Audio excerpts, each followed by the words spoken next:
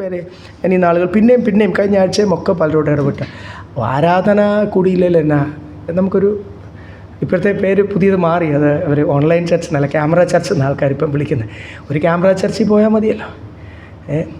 എനിക്ക് തോന്നുന്നു camera church എന്നൊക്കെ വിളിക്കാൻ കാരണം ഞാനും പലപ്പോഴും നേരത്തെയൊക്കെ കോവിഡ് സമയത്തൊക്കെ പ്രസംഗിക്കുമ്പോൾ നമുക്കറിയാം നമ്മൾ സൂമിൽ കയറുമ്പോൾ ആൾക്കാർ ഈ പേര് എല്ലാവരും ഒന്നും അതറിയത്തില്ല, ഫോട്ടോ ഇടുന്നതും ഇതൊന്നും. അപ്പോൾ അവരുടെ പേരിട്ടില്ല. പിന്നെ വിവോ S400, മോട്ടറോള ഇന്നത്, നോക്കിയ ഇന്നതല്ല പേരുകൾ, ഫോണിൻ്റെ പേരുകളാണ് പലപ്പോഴും വരുന്നത്. അപ്പം ഗ്യാദർ ഇൻ മൈ നെയിം, നിങ്ങൾ എൻ്റെ നാമത്തിൽ എന്ത് ചെയ്യണം? കൂടി വരണം. ആ പ്രമാണമൊക്കെ കാറ്റിൽ പറപ്പിച്ചുകൊണ്ട് കുറേ ക്യാമറകൾ കൂടുന്നു ഇല്ലേ? അത് പ്രസംഗിക്കുന്ന ദൈവദാസന്മാരാണല്ലോ. കോവിഡ് സമയത്ത് മാത്രമേ ഞാൻ അങ്ങനെ ശുശ്രൂഷിച്ചുള്ളൂ. ഇനി ഞാനാണെങ്കിൽ പോലും ആ സമയത്ത് ശുശ്രൂഷിച്ചപ്പോൾ എനിക്ക് ഈ അതിൻ്റെ അകത്ത് പല രാജ്യത്തിലുള്ള ഓരോ സഭകളൊക്കെ നമ്മളെ വിളിച്ചു. കാര്യം മറ്റേത് ദൈവദാസന്മാരെ അങ്ങോട്ട് വിളിച്ച് അതിൻ്റെ ചിലവൊക്കെ വഹിക്കണമല്ലോ. ഇതിന് ശേഷം വളരെ വളരെ രസമാണ് കാര്യങ്ങൾ. കാരണം ആരെ ഒന്നും ചിലവ് വഹിക്കേണ്ട. ഞാനാണ് പ്രത്യേകിച്ച് ആമേൻ പറയുമ്പോൾ ഞാനങ്ങ് നേരത്തെ ലീവ് ദ മീറ്റിംഗ് ആണ്. ഞാൻ എമൗണ്ട് ഒന്നും വാങ്ങിക്കത്തില്ലല്ലോ. അപ്പം നമ്മളതങ്ങ് മീറ്റിംഗ് വിട്ട് നമ്മളങ്ങ് പോകും. ആ ദൈവദാസനെ വ്യക്തിപരമായിട്ട് അറിയാവുന്നതുകൊണ്ട് ദൈവദാസൻ പറയുന്നതുകൊണ്ട് നമ്മൾ മീറ്റിംഗ് കയറി ശുശ്രൂഷ നമ്മൾ പോകും. അവിടെ ഉള്ള ആരെങ്കിലും എനിക്കറിയാമോ? ദൈവം എനിക്ക് തന്ന നമ്മൾ പ്രസംഗിക്കുന്നവരല്ലേ സ്ഥിരം. അപ്പം ആ ദേശത്തിനുള്ള ആലോചന ഞാൻ പ്രാർത്ഥിക്കുന്നെങ്കിലും അവിടെ നടക്കുന്ന കാര്യങ്ങളൊന്നും എനിക്കറിയത്തില്ല. ഒരു ഭാഗം ഞാനെടുത്ത് ശുശ്രൂഷിക്കുന്നു, ഞാൻ മീറ്റിംഗ് വിടുന്നു. മീറ്റിംഗ് കഴിയുന്ന ഇവരോട് ഞാൻ പറഞ്ഞിട്ടുണ്ട്, വീട്ടിലുള്ളവരോടൊക്കെ പറഞ്ഞിട്ടുണ്ട്, മീറ്റിംഗ് അവിടെ നടക്കുമ്പോൾ ഗസ്റ്റ് റൂം പോലെ ഒരു മുറി ഞാൻ മാറ്റി വെക്കും. മീറ്റിംഗ് അവിടെ നടക്കും, പിള്ളേരില്ലേ കൂടെ ആരും വൈഫൈ ഉപയോഗിക്കില്ല. കാര്യം വൈഫൈയുടെ സ്പീഡ് കുറയും, എൻ്റെ പ്രസംഗം അപ്പുറത്ത് ബ്രേക്ക് ആവും. അതുകൊണ്ട് ആ സമയത്ത് വീട്ടുകാർക്കറിയാം വൈഫൈ ഉപയോഗിക്കാൻ പാടില്ല അവിടെ അകത്ത് മീറ്റിംഗ് നടക്കുമ്പോൾ. പിന്നെ അതിലെ കൂടെ ഓടാനും പാടില്ല. ആ മീറ്റിംഗ് കഴിഞ്ഞ് ലീവ് ദ മീറ്റിംഗ് കഴിഞ്ഞിട്ട് ഞാൻ ഇറങ്ങി വരുമ്പോൾ ഇവരുടെ ഒരു അലയുണ്ട്, ഇവരെല്ലാം കൂടെ അലച്ചു, എല്ലാവരും ഓടി ശബ്ദമായി വൈഫൈ ഉപയോഗിച്ചു. ഇത്രയേ ഉള്ളൂ എനിക്കും. ഈ കേൾക്കുന്നവർക്ക് എന്തുവാ? ഈ കേൾക്കുന്നവരെല്ലാം പലരും ഒരു 100 പേര് കയറിക്കഴിഞ്ഞാൽ 3-4 പേര് ക്യാമറ ഓൺ ചെയ്ത് വെക്കും. ഞാൻ കണ്ടിട്ടുണ്ട് ചിലരൊക്കെ കുടുംബമായിട്ട് ടീപ്പോടെയൊക്കെ ചുറ്റും ഇങ്ങനെ പ്രാർത്ഥനയോടുകൂടിയൊക്കെ വന്നിരിക്കുന്നത് കണ്ടിട്ടുണ്ട്. അത് 3-4 പേര്. അത് നമുക്കെൻ്റെ മുഖമേ കാണാൻ പറ്റുന്നുള്ളൂ. എല്ലാവരും വന്ന് ഇരിപ്പുണ്ട്. എന്തായാലും കുളിച്ചിട്ടാണോ പ്രാർത്ഥിച്ചിട്ടാണോ ഒരുങ്ങിയിട്ടാണോ പ്രാർത്ഥിച്ചൊരുങ്ങിയിട്ടാണോ ഒന്നും ഞാൻ അറിയുന്നില്ല. അവരും മീറ്റിംഗ് കഴിയുന്നതിന് മുമ്പേ ഓരോരുത്തർ ചിലപ്പം തീരുന്നതിന് മുമ്പേ എന്ത് ചെയ്യും? എന്ത് സൗകര്യമല്ലേ? ഒന്നും നമ്മൾ ചെയ്യേണ്ട, ഒന്നും കർത്താവിന് ഇതുവല്ലോ ആണോ കർത്താവ് ഫെലോഷിപ്പിനെ പറ്റി ആഗ്രഹിച്ചത്? നമ്മളിവിടെ വരുമ്പോൾ എത്ര പേരെ നമ്മൾ കാണുന്നു, അവരെ പരിചയപ്പെടുന്നു, അവരുടെ വിഷമങ്ങൾ അറിയുന്നു. പക്ഷേ കർത്താവിൻ്റെ സ്നേഹം അവർക്ക് രുചിച്ചറിയാൻ പറ്റിയത് എവിടെ? കൂട്ടായ്മ വരുമ്പോഴല്ലേ. ഇത് ക്യാമറ ചർച്ചിൽ കിട്ടുമോ? ഇത് ക്യാമറയിൽ കിട്ടുമോ? ക്യാമറ ഞാനിങ്ങനെ കൈപൊക്കി എത്ര ശരിയായിട്ട് എല്ലാം ശരിയാവും എന്ന് പറഞ്ഞാലൊന്നും ക്യാമറ റെക്കോർഡിങ്ങിലല്ല. ഇതിലോട്ട് നോക്കി ഞാൻ എല്ലാം ശരിയാവുന്നൊന്നും പറഞ്ഞാലൊന്നും ആശ്വാസം കിട്ടത്തില്ല. ദൈവമക്കളെ മനുഷ്യനെ അറിയുവാനും അവരുടെ ഭവനങ്ങൾ സന്ദർശിക്കുവാനും ആവശ്യങ്ങൾ ഒന്നിച്ച് നിൽക്കുവാനും ക്ഷീണിച്ചിരിക്കുന്നവരെ ബലപ്പെടുവാനും ടീമായിട്ട് ഒന്നിച്ച് പ്രവർത്തിക്കുവാനും ഒക്കെ ദൈവം ആഗ്രഹിച്ച് ദൈവം പണിതെടുത്തിരിക്കുന്ന ദൈവത്തിൻ്റെ ഒരു പ്രസ്ഥാനമാണ്. ഞാൻ ഓർഗനൈസേഷൻ എന്നുള്ള പ്രസ്ഥാനത്തെ പറ്റിയല്ല പറയുന്നത്. ദൈവത്തിൻ്റെ ഒരു ക്രമീകരണമാണ് ദൈവസഭ. അത് ഓരോ ദേശത്തുമുണ്ട്. ഞാനിത് വ്യക്തമായിട്ട് ഇങ്ങനെ പറയാൻ കാരണം വേറെ ഒന്നുമല്ല. ഈ കഴിഞ്ഞ 2-3 ആഴ്ചയായിട്ട് നമ്മുടെ ഇത് കൗൺസിലിംഗ് തുടങ്ങിയ കാലഘട്ടം തൊട്ടുണ്ട്. പക്ഷേ ഈ കഴിഞ്ഞ നാളുകളായിട്ട് ഇച്ചിരി കൂടി വരുക. മറ്റുള്ള ഈ എറണാകുളത്തെ പല സഭകളിലെ ആൾക്കാർ അവരുടെ പാസ്റ്റർമാരോട് പറയാതെ നമ്മളെ കൗൺസിലിംഗ് കൂടെ പരിചയപ്പെട്ടത് ഉടനെ ഹൃദയം തുറക്കുക, അവരുടെ കാര്യങ്ങൾ പറയുക. പാസ്റ്റർ വീട്ടിൽ പറഞ്ഞ് ഭവനത്തിൽ സന്ദർശിക്കണേ, മക്കളോട് സംസാരിക്കണേ, ഭാര്യയോട് സംസാരിക്കണേ, അപ്പം ഞാൻ അവരോടൊക്കെ ചോദിച്ചു. കഴിഞ്ഞ ദിവസങ്ങൾ പല കുടുംബങ്ങൾ അങ്ങനെ പറഞ്ഞപ്പോൾ ഞാൻ ചോദിച്ചു, നിങ്ങളുടെ പാസ്റ്റർ എന്നാ വരാത്ത? നിങ്ങളുടെ പാസ്റ്റർ എന്ത് ചെയ്യും? അപ്പോൾ അവരൊക്കെ പോകുന്ന വലിയ കൂട്ടങ്ങളെ പുറകെ വന്നിരിക്കുന്ന പാസ്റ്റർ ഇന്നവരെ അവർ കണ്ടിട്ടുമില്ല. ഇങ്ങനെ സ്റ്റേജിൽ കണ്ടിട്ടുണ്ട്, കൈ കൊടുത്തിട്ടുമില്ല. അവരുടെ വീട്ടിൽ ഇന്നേ വരെ സന്ദർശിച്ചിട്ടില്ല, ഇനി സന്ദർശിക്കാൻ പാസ്റ്റർ ഉദ്ദേശിക്കുന്നുമില്ല. അപ്പോൾ ഞാൻ പറഞ്ഞില്ലേ, ഈ അങ്ങനെ വരുമ്പോൾ ഈ ക്യാമറ ചർച്ചസിൻ്റെ അല്ലെങ്കിൽ ഇതുപോലുള്ള ഇതുപോലത്തുള്ള ന്യൂജൻ ചർച്ചസിൻ്റെ ഒരു കുഴപ്പം, വളരെ ദുഃഖത്തോട് യഹോവയായ ദൈവം പറഞ്ഞില്ലേ, എൻ്റെ ആടുകൾ ആ മലയിലും ഈ മലയിലും ഒക്കെ എന്ത് ചെയ്യും? ഓടി അലയും. ഇടയന്മാരോട് ഞാൻ എന്ത് ചെയ്യും? കണക്ക് ചോദിക്കും. ആ ഒരു കാലഘട്ടത്തിൽ കൂടെ. അപ്പോൾ ഞാനിത് ഇത്രയും ഡിസ്കസ് ചെയ്ത് വേറെ ഒന്നുമല്ല, പ്രാർത്ഥിക്കാനാണ്. ഈ നാളുകൾ ഇങ്ങനെ അലഞ്ഞു നടക്കുന്ന ആടുകട വലിയൊരു മഹാസമുദ്രം ഇവിടെ ഉണ്ട്. ഈ ക്യാമറ ചർച്ചസിലുള്ള കുഴപ്പം അതാ. അതിൻ്റെ അകത്തോട് തിരുവത്താഴം പറ്റുമോ? ഇല്ല. ആ ക്യാമറയെ കൂടെ എന്ത് ചെയ്യാൻ പറ്റും? ആ ദൈവദാസൻ എവിടെയോ ഉണ്ട്. ആ ദൈവദാസൻ ഈ കുടുംബത്തിൻ്റെ ഏതൊരു ആവശ്യത്തിനും വരുവയോ കൂടി നിൽക്കുകയോ ചെയ്യത്തില്ല. പിന്നെ ആവശ്യം വരുമ്പോൾ, എന്തെങ്കിലും ഒരു ആവശ്യം വരുമ്പോൾ ഏതെങ്കിലും ഒരു അടുത്തൊരു സഭയിൽ പോയി പ്ലീസ് എന്നെയും കൂടെ ഉൾക്കൊള്ളണേ. ആവശ്യം കഴിയുമ്പോൾ പിന്നെയും അവരുടെ പഴയ പോലുള്ള ക്യാമറ ചർച്ചുമായിട്ട് മുൻപോട്ട് പോകുന്ന ഒക്കെ ഒരു വല്ലാത്ത, ഞാൻ പറഞ്ഞില്ലേ, ഒരു കളികൾ കളിക്കുന്ന, സെൽഫിഷായിട്ടും ക്രുക്കഡായിട്ടും ഒക്കെ കളികൾ കളിക്കുവാൻ വിശ്വാസികളെ പ്രേരിപ്പിക്കുന്ന രീതിയിലോട്ടൊക്കെ പിശാച് കൊണ്ടുപോകുന്ന ഒരു കാലഘട്ടത്തിൽ കൂടെ നമ്മൾ പോകുന്നത്. നമ്മളിതൊന്നും കണ്ട് കുലുങ്ങണ്ട. Price Lord, hallelujah. കർത്താവിൻ്റെ വരവ് വളരെ അടുത്തു. അതിൻ്റെ ലക്ഷണങ്ങളാണല്ലോ ഇതെല്ലാം. ഇത് ഒരു സഭയോടോ ദൈവദാസനോടോ അല്ലെങ്കിൽ കൂട്ടുസഹോദരങ്ങളെ ഉൾക്കൊള്ളാൻ കഴിയാത്ത ഒരു വിഷയം ഇതിനകത്ത് പ്രധാനമായിട്ടുണ്ടെങ്കിലും കാണണം, അവരോട് കൂടി ഇരിക്കണം, അതൊക്കെ അതിനകത്ത് ഒരു വിഷയമുണ്ടെങ്കിലും അതിനേക്കാളൊക്കെ ഉപരി യേശുവിനോടുള്ള സ്നേഹവും ആത്മാർത്ഥതയും ആൾക്കാരിൽ കുറയുക.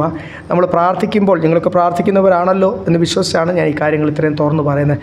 ഒരു മനുഷ്യന് അല്ലെങ്കിൽ രക്ഷിക്കപ്പെട്ട സ്നാനപ്പെട്ട ഒരു മനുഷ്യൻ ഈ നാളുകൾ കർത്താവിനോട്, യേശുവിനോടൊരു സ്നേഹം വർദ്ധിച്ചു കഴിഞ്ഞാൽ പിന്നെ ഹല്ലേലൂയ, അവർ കർത്താവിന് വേണ്ടി നിന്നോളും. Praise Lord. ഇത് ഈ അധ്യായത്തിൻ്റെ അല്ലെങ്കിൽ ഈ ഒരു ലേഖനത്തിൻ്റെ അവസാനത്തെ അധ്യായമാണല്ലോ. ഈ അധ്യായം നമ്മൾ പഠിച്ചുകൊണ്ട് വരുമ്പോൾ നമ്മൾ ഓരോ വിഷയമാണ്, ഓരോ ഭാഗങ്ങൾ.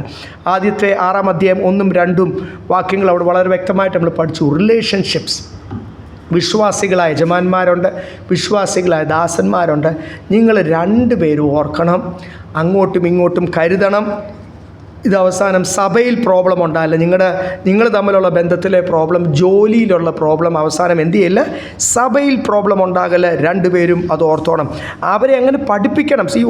ഈ 5 അധ്യായത്തിൻ്റെ അകത്ത് ഒത്തിരി കാര്യങ്ങൾ പഠിപ്പിച്ചിട്ട് 6-ാമത്തെ അധ്യായം എൻ്റെ 3-4 വാക്യത്തിൽ ഇങ്ങനെ ഞാൻ പഠിപ്പിച്ച പോലെ തിമോത്തിയോസ് നീ അവരെ പഠിപ്പിക്കണം. അവരത് അനുസരിച്ചില്ലെങ്കിൽ, നമ്മൾ കഴിഞ്ഞ അധ്യായത്തിൻ്റെ അവസാനമൊക്കെ പഠിച്ചില്ലേ, ശക്തമായിട്ട് ശാസിക്കണം. ശാസിച്ച്, പ്രൈസ് ലോർഡ്, നമ്മൾ ബൈബിളിൽ നമ്മൾ വായിച്ചത്, തിമോത്തിയോസ് ലേഖനത്തിൽ വായിച്ച ആൾക്കാരറിയണം, ദൈവഭയം വരുമാർ അവരെ ശാസിക്കണം എന്ന് പറഞ്ഞൊരു താനൊരു ചെറുപ്പക്കാരനാണ്. വളരെ കട്ടിയായിട്ടുള്ളൊരു ദൗത്യമാണ് ദൈവം തന്നെ പരമേൽപ്പിച്ചിരിക്കുന്നത്. അത് കൃപയോടുകൂടി ചെയ്യണം എന്നാണ് എഴുതിയിരിക്കുന്നത്. എന്നിട്ടാണ് 6-ാമത്തെ വാക്യം ഒക്കെ വായിച്ചാണ് നമ്മൾ കഴിഞ്ഞ ആഴ്ച നിർത്തിയത്. 6-ാമത്തെ വാക്യത്തിൽ നമ്മൾ വായിച്ചു, അലംഭാവത്തോടുകൂടിയുള്ള വളരെ സ്തോത്രം, ഹല്ലേലൂയ, ഉള്ള അവസ്ഥയിൽ സംതൃപ്തിയോടുകൂടി ആയിരിക്കാനാണ് ദൈവം നമ്മളെ ഓർപ്പിക്കുന്നത്. ഞാൻ അലംഭാവം ഞാൻ പറഞ്ഞല്ലോ, അതൊരു പഴയ യൂസേജ്, പഴയ മലയാളമാണ്. ഗോഡ്ലിനെസ് വിത്ത് കണ്ടൻമെൻറ്റ്, വിത്ത് സാറ്റിസ്ഫാക്ഷൻ. ദൈവഭക്തി, സംതൃപ്തി ഇല്ലാത്ത ഒരു ക്രിസ്തീയ ജീവിതം ഒട്ടും പ്രയോജനം ചെയ്യാതെ നമ്മളെ നിരാശപ്പെടുത്തുമ്പോൾ, കഴിഞ്ഞ ആഴ്ച ഞാൻ വന്ന 2-3 കേസസ് ഞാൻ ഓർക്കുമായിരുന്നു. അങ്ങോട്ട് വിശ്വാസികളാണ്, ഇവിടെ എറണാകുളത്തുള്ളവരാണ്, ഏതോ സഭയിലൊക്കെ പോകുന്നവരാണ്. അതുപോലും അവർക്ക് വ്യക്തമായിട്ട് ഏത് സഭയിലാണ് പോകുന്നതെന്ന് പോലും പറയാൻ പറ്റത്തില്ല. കാര്യം ഒരു ദിവസം ഒരു സഭയിൽ പോയി പുറകെ പോയി നിൽക്കും, വേറെ സഭ, അങ്ങനെയൊക്കെ ആയിരിക്കും. അവർ കഴിഞ്ഞ ദിവസം പറഞ്ഞതൊക്കെ മുഴുവൻ കംപ്ലയിൻറ്റ്സ്. ഇത്രയും കംപ്ലയിൻറ്റിൻ്റെ ഒരു കൊട്ടയം കൊണ്ട് നടക്കുവാണോ? ഞാൻ ആ സഹോദരിയോട് ചോദിച്ചു, ഇങ്ങനെ ബൈബിൾ പറയുന്നത്, കർത്താവ് പറയുന്ന പെറുപെറുക്കുന്ന ഒറ്റ ഒരാൾ ഇത്രയും വിഷമം കൊണ്ട്, ഇത്രയും, ഞാൻ വിചാരിച്ചു എന്നോട് പറയുമ്പോൾ അങ്ങ് തീരുമെന്ന് വെച്ചു. 2-3 പ്രാവശ്യം 3 ദിവസമായിട്ട് വിളിച്ചു. ഈ 3-ാം ദിവസവും ഞാൻ ഇച്ചിരി ഒന്ന് പറഞ്ഞു പുള്ളിക്കാർത്തിയോട്. ഞാൻ പറഞ്ഞു, ഇങ്ങനെ ഒന്നും ദൈവത്തിൽ നേടുവാൻ കഴിയത്തില്ല. ആദ്യം നിങ്ങളുടെ കംപ്ലയിൻറ്റ് നിർത്തുക. ഈ കംപ്ലയിൻറ്റ് പറയാനൊന്നും കാര്യങ്ങളൊന്നും ഇല്ല. കാര്യമായിട്ട് നല്ല വിദ്യാഭ്യാസമുണ്ട്, ഇപ്പോൾ ഒരു ജോലിക്ക് നോക്കുന്നു, ജോലി ചെയ്തുകൊണ്ടിരുന്ന ജോലി പോയി, അത്രയേ ഉള്ളൂ. അപ്പോഴത്തേക്ക് എനിക്ക് അവിടെ എന്തോ ലണ്ടനിൽ പോകാനിരുന്നാന്നോ വേറെ എവിടാണ്ട് എനിക്ക് പണം ഉണ്ടാക്കാൻ പറ്റുന്നില്ലെന്നോ. ഈ ആൾക്കാരുടെ മനസ്സ് മുഴുവൻ ആ സഹോദരി പണം വേണ്ട പോലെ ഉണ്ടാക്കാൻ പറ്റാത്തതിന് ഭർത്താവിനെ പോലും മാറ്റി നിർത്തിയിരിക്കുക. എന്നിട്ടാണ് അവർ പിണങ്ങിയ ലിവിങ് സെപ്പറേറ്റഡ് അല്ലെങ്കിൽ പിണങ്ങി നിർത്തി. കാരണം എന്നോട് പറയുക, തനിക്ക് വേണ്ട പോലുള്ള വിദ്യാഭ്യാസവും ഇല്ല, തനിക്ക് വേണ്ട പോലെ അതുകൊണ്ട് നല്ല ജോലി കിട്ടത്തില്ല, തന്നെ കൊണ്ടൊന്നും വെളിയിലോട്ട് പോകാൻ പറ്റത്തില്ല, അതുകൊണ്ട് വിദേശത്തോട്ട് പോകാൻ പറ്റത്തില്ല, അതുകൊണ്ട് ലിവിങ് സെപ്പറേറ്റഡ്. ഞാൻ പറഞ്ഞില്ല, ചെറുപ്പക്കാരെ, വളരെ ചെറുപ്പക്കാർ, ഈ ദൈവമക്കൾ, വർഷങ്ങളായിട്ട് വിശ്വാസികൾ, അപ്പനമ്മമാരെല്ലാം വിശ്വാസികളായ ഈ വിശ്വാസി തലമുറ എങ്ങോട്ടാണ് പോകുന്നത്? സംതൃപ്തിയില്ലാതെ പണമുണ്ടാക്കാൻ പണം വേറെ കുടുംബം പോയാലും വിഷയമല്ല, ദൈവകൃപ പോയാലും വിഷയമല്ല. ചെല്ലുന്നിടത്ത് സഭയുണ്ടോ, അവിടെ മനുഷ്യരെ തിന്നുന്നതാണോ, മാംസം എന്ന് വെച്ചാൽ അല്ലല്ലോ വല്ല എത്തിസ്റ്റാണോ, ഇതൊന്നും അറിയണ്ട. എനിക്ക് പണം ഉണ്ടാക്കണം. അവരെക്കാളൊക്കെ താൻ പറഞ്ഞ മുഴുവൻ എന്നോട് പറഞ്ഞ എൻ്റെ റിലേറ്റീവ്സിന് മുമ്പിൽ അവരൊക്കെ എന്നെ നിന്ദിക്കുക. ഞങ്ങൾ മാത്രം വിശ്വാസി വന്നു, ഞങ്ങൾക്ക് വേണ്ട പോലെ പണമില്ല. അപ്പോഴേ എനിക്ക് മനസ്സിലായി താൻ വിശ്വാസി വന്ന് എന്തിനാണ്. ആരോ പറഞ്ഞു എൻ്റെ കടം മാറും, നിൻ്റെ പ്രശ്നം മാറും, നീ വലിയ പണക്കാരനാവും, അല്ല നിൻ്റെ കുടുംബം ദൈവം അങ്ങ് ലോകത്തിലങ്ങ്. ആരോ പാസ്റ്റർ തെറ്റായിട്ട് പ്രസംഗിച്ചു, അതിൻ്റെ ഒരു ഇരയാണ് അല്ലെങ്കിൽ അതിൻ്റെ ഒരു വിക്റ്റമാണ് നമ്മൾ ആ കണ്ട സഹോദരി. സ്തോത്രം. ഒത്തിരി പറഞ്ഞ് മനസ്സിലാക്കാൻ നോക്കി. ഞാൻ ഈ പറഞ്ഞ മുഴുവനും ജാതികളല്ല. ഈ കഴിഞ്ഞ ദിവസങ്ങൾ എന്നെ വിളിച്ച ഇതുപോലത്തെ ഡിസ്റ്റർബ്ഡ് ആയിട്ടിരിക്കുന്ന ആൾക്കാർ മുഴുവൻ വിശ്വാസികളാണ്. എങ്ങും സ്ഥിരമായിട്ട് ആരാധനയ്ക്ക് പോകാത്ത വിശ്വാസികൾ, ഈ പട്ടണത്തിൽ വർഷങ്ങളായിട്ട് താമസിക്കുന്ന വിശ്വാസികൾ. എന്തുവാ ദൈവമക്കളെ, ചുമ്മാ പിന്നെ അന്യാരാധന കൊച്ചി വർദ്ധിക്കാതിരിക്കുമോ? വിശ്വാസികളെ എങ്ങനെ അവരെ കണ്ടിട്ട് ഒരാൾക്ക് ദൈവസന്നിധിയിൽ വരാൻ പറ്റും? നമ്മൾ ജീവിക്കുന്ന ഏരിയയിൽ വളരെ കൃപയോടുകൂടി ജീവിക്കണേ. ഒത്തിരി ജാതികൾ നമ്മളെ ശ്രദ്ധിക്കുന്നുണ്ട് എന്ന് മറന്നു പോകല്ല. നമ്മളെ കണ്ടിട്ടാണ് പ്രമാണം മനസ്സിലാക്കേണ്ടത്. നമ്മുടെ ജീവിതം കണ്ടിട്ടാണ് നമ്മൾ ആ ദൈവവചനം അവർ മനസ്സിലാക്കേണ്ടത്. നമ്മളെ കണ്ട് യേശുവിനെ അവരറിയുവാനിടയായി തീരട്ടെ. എന്നിട്ട് 7-ാമത്തെ വാക്യം, ഇഹലോകത്തിലേക്ക് നാം ഒന്നും കൊണ്ടുവന്നിട്ടില്ല, ഇവിടെ നിന്ന് യാതൊന്നും കൊണ്ടുപോകുവാൻ കഴിയുന്നത്. ഈ പണം, അതിൻ്റെ മത്സരം ഇച്ചിരി അങ്ങോട്ട് എല്ലാവരും വിശ്വാസി വരുമ്പോൾ ഏതൊരവസ്ഥയിലാണ് വരുന്നത്? വളരെ ചള്ളക്കുഴിയുടെ ഒരവസ്ഥ, വളരെ നിന്ദിക്കപ്പെട്ട ഒരവസ്ഥ, വളരെ ഞാനത് പച്ചയ്ക്ക് പറഞ്ഞാൽ ദാരിദ്ര്യത്തിൻ്റെ ഒരവസ്ഥ, വളരെ കടമല്ല, അതിൻ്റെയൊക്കെ എന്താ വെച്ചാൽ ആത്മഹത്യ ചെയ്യുക അല്ലാതെ വേറെ രക്ഷയില്ലാത്ത ഒരവസ്ഥയിലാണ് നല്ലൊരു ജനം. അല്ലെങ്കിൽ അതുപോലുള്ള പ്രശ്നത്തിൽ കൂടെ, പണത്തിൻ്റെ മാത്രമായിരിക്കത്തില്ല, അതുപോലുള്ള കുടുംബ പ്രശ്നമായിരിക്കും, ശാരീരിക പ്രശ്നമായിരിക്കും, അതുപോലെ ഡിസ്റ്റർബ്ഡായിട്ടും ഒരു ഹോപ്പ്, ഒരു പ്രത്യാശ മുമ്പിലില്ലാതായിരിക്കും ദൈവസന്നിധിയിൽ വരുന്നത്. ദൈവസന്നിധി വന്നു കഴിയുമ്പോഴോ, ഞാൻ പറഞ്ഞല്ലോ, പണത്തിനല്ല ആരും വിശ്വാസത്തിൽ വരുന്നത്, പക്ഷേ ദൈവത്തിൻ്റെ നീതി നമ്മുടെ മേൽ വരും. നമ്മുടെ ജീവിതം ക്രമീകരണം പ്രാപിക്കും, ചിട്ടയുള്ള ഒരു ജീവിതമായിത്തീരും. പ്രാർത്ഥനയോടുകൂടി നമ്മൾ ഓരോ കാര്യം തുടങ്ങുമ്പോൾ പരാജയത്തിൽ നിന്ന് ദൈവം നമ്മളെ മാറ്റി നിർത്തും. ചില വിഷയത്തിൻ്റെ അകത്ത് പരിശുദ്ധാത്മാവിനോട് ചേർന്ന് നമ്മൾ നടക്കുമ്പോൾ ചില വിഷയത്തിനകത്ത് ഇടപെടണ്ട എന്ന് കർത്താവ് പറയും. അങ്ങനെ ഓട്ടോമാറ്റിക്കലി നമ്മൾ ചെയ്യുന്ന കാര്യങ്ങൾ എന്തായി തീരും? ധന്യമായി തീരും, സക്സസ്ഫുള്ളായി തീരും. അത് ചില കാര്യങ്ങൾ ഇനി ദൈവം അനുവദിച്ചില്ല, അത് ചീറ്റിപ്പോയെങ്കിൽ അത് ദൈവത്തിൻ്റെ ഹിതമല്ല. അതിൽ നിന്ന് എന്ത് ചെയ്യണം? ഇവിടെ താഴോട്ട് തിമോത്തിയോസിനോടൊക്കെ പറഞ്ഞത് വിട്ടു ഓടിക്കോളാനാണ് പറഞ്ഞിരിക്കുന്നത്. ദൈവഹിതമുള്ള രീതിയിൽ മാത്രം പണം ഉണ്ടാക്കിയാൽ മതി, ദൈവം അനുവദിക്കുന്ന കാര്യങ്ങൾ ഇടപെട്ടാൽ മതി. അങ്ങനെ ഒരു ക്രിസ്തീയ ജീവിതം മുൻപോട്ട് പോകുമ്പോൾ, എല്ലാം നന്നായിട്ട് വരുമ്പോൾ പിന്നെ ഒരു കാര്യം വരുന്നത് എന്തുവാ? ഇനി കർത്താവ് സഹായിച്ചില്ലേലും ഒരു നിശ്ചിത മാസവരുമാനമായി കാര്യങ്ങൾ മുൻപോട്ട്. പിന്നെ ഒരു കുറച്ചങ്ങോട്ട് എന്തെങ്കിലും ലോകത്തിന് കിട്ടിക്കഴിയുമ്പോൾ മനുഷ്യനെല്ലാം വരുന്ന ഒരു അഹങ്കാരമുണ്ട്. ആ കാലഘട്ടത്തിലെ സഭയിൽ വലിയ ആൾക്കാരും കൊച്ചാൾക്കാരും അല്ലെങ്കിൽ പണം കൂടുതലുള്ള ആൾക്കാർ, പണം കുറവുള്ള ആൾക്കാർ ഇതൊരു മത്സരമായി മാറി. വ്യക്തമായിട്ട് തിമോത്തിയോസിനോട് പറയാൻ, നീ അവരെ പഠിപ്പിക്കണം. ഇനി കാശ് നിമിത്തമോ എന്തെങ്കിലും ഇപ്പോഴുള്ളത് നിമിത്തം അഹങ്കരിക്കുന്ന ആരെങ്കിലും ഉണ്ട്, അവരെ എന്തോ വ്യക്തമായി പഠിപ്പിക്കേണ്ടത്. നീ ഇവിടുന്ന് ഒരു മുട്ടുസൂചി പോലും എന്ത് ചെയ്യത്തില്ല, കൊണ്ടുപോകത്തില്ല. പിന്നെ എന്തിനായി കിടന്ന് മത്സരിക്കുന്നു? എന്തിനായി കിടന്ന് പണത്തിന് വേണ്ടി കിടന്ന് വെപ്രാളം ഉണ്ടാക്കുന്നു? ഇത് എന്തെങ്കിലും ഇവിടെ ഉണ്ടാക്കിയതും അധ്വാനിച്ചതും കഷ്ടപ്പെട്ടതും എല്ലാം എന്തു ചെയ്യും? കളഞ്ഞിട്ട് പോകത്തേ ഉള്ളൂ. കളഞ്ഞിട്ട് ഞാൻ കഴിഞ്ഞ ആഴ്ച പറഞ്ഞില്ലേ, എത്ര നിന്നെ അലങ്കരിച്ച് തേക്കിൻ്റെ പെട്ടിയിൽ, ആദ്യം പെട്ടിക്കടയിൽ പോകുമ്പോൾ അവർ ചോദിക്കുന്നതാ, തേക്ക് പോലാക്കിയ പെട്ടി വേണോ, തേക്കിൻ്റെ പെട്ടി വേണം. 13,000 രൂപ റേഞ്ചിലൊക്കെയാണ് തേക്ക് പോലാക്കി വുഡ് സ്റ്റെയിനറൊക്കെ അടിച്ചത്. ശരിക്കുമുള്ള തേക്കിൻ്റെ പെട്ടി ബ്രാസ് ഹാൻഡിൽസൊക്കെ വെച്ച് 27,000 രൂപ 30,000 രൂപ. ഇനി നീ വെളിയിലൊക്കെയുള്ള വിദേശത്തൊക്കെ ഉള്ള പോലുള്ള 1.5 ലക്ഷം രൂപയുടെ പെട്ടി വരെ ഇവിടെ എറണാകുളത്ത് കിട്ടും. അതിൻ്റെ അകത്ത് നിന്നെ കൊണ്ട് കിടത്തിയാൽ ആ പെട്ടി അവിടെ ആ താഴെ ഇറക്കി ആ പെട്ടി തൊട്ട് ദ്രവിച്ചു പോകും. നീയും ഹാലിൽ പുഴു തിന്നു പോകും, ഒന്നും ബാക്കി കാണത്തില്ല. ഇവിടുന്ന് ആ പെട്ടിക്കകത്ത് നിന്നെ സ്നേഹിച്ച് നിൻ്റെ കൂടി ഇരിക്കട്ടെ എന്ന് വിചാരിച്ച മക്കൾ വല്ലതും എക്സ്ട്രാ വല്ലതും വെച്ചിട്ടുണ്ട്, പാക്കറ്റ് വെച്ചിട്ടുണ്ട്, അതും ദ്രവിച്ചു പോകും. ഇല്ലേ, ഒന്നും ഇവിടുന്ന് കൊണ്ടുപോകത്തില്ല. 7-ാമത്തെ വാക്യം ഒന്നുകൂടെ വായിച്ചേ.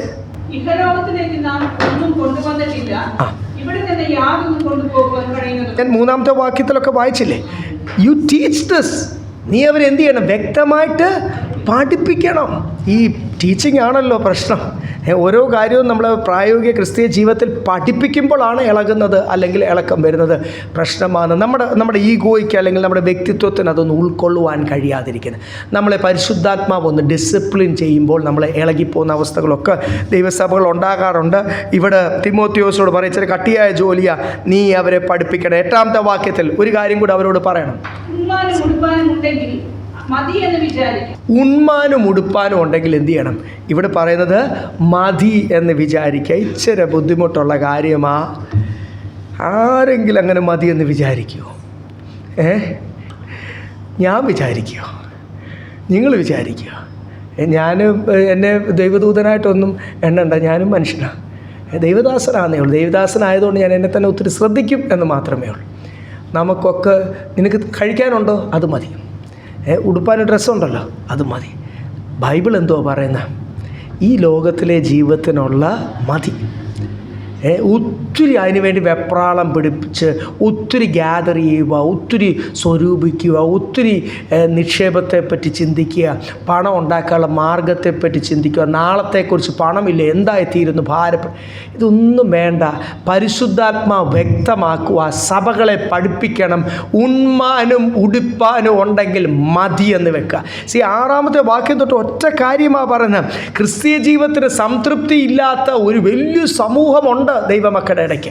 അവരോടാ കർത്താവ് പറയുന്നത്, സംതൃപ്തി ഇല്ലാത്ത ക്രിസ്തീയ ജീവിതം നീ പെറുപുറത്തോണ്ടിരുന്നാൽ നീ കനാനെത്തത്തില്ല. ഇസ്രായേലിന് സംഭവിച്ച പോലെ ബൈബിളിൻ്റെ അകത്തെല്ലാം നമുക്ക് പഴയ നിയമത്തിലും പുതിയ നിയമത്തിലും കാണാം. അവർക്ക് സംഭവിച്ച പോലെ നിനക്ക് സംഭവിക്കാതിരിക്കട്ടെ. അതുകൊണ്ട് ഇസ്രായേലിന് സംഭവിച്ച പോലെ മരുഭൂമി യാത്രയിൽ എന്ത് ചെയ്യും? പട്ടുപോകും.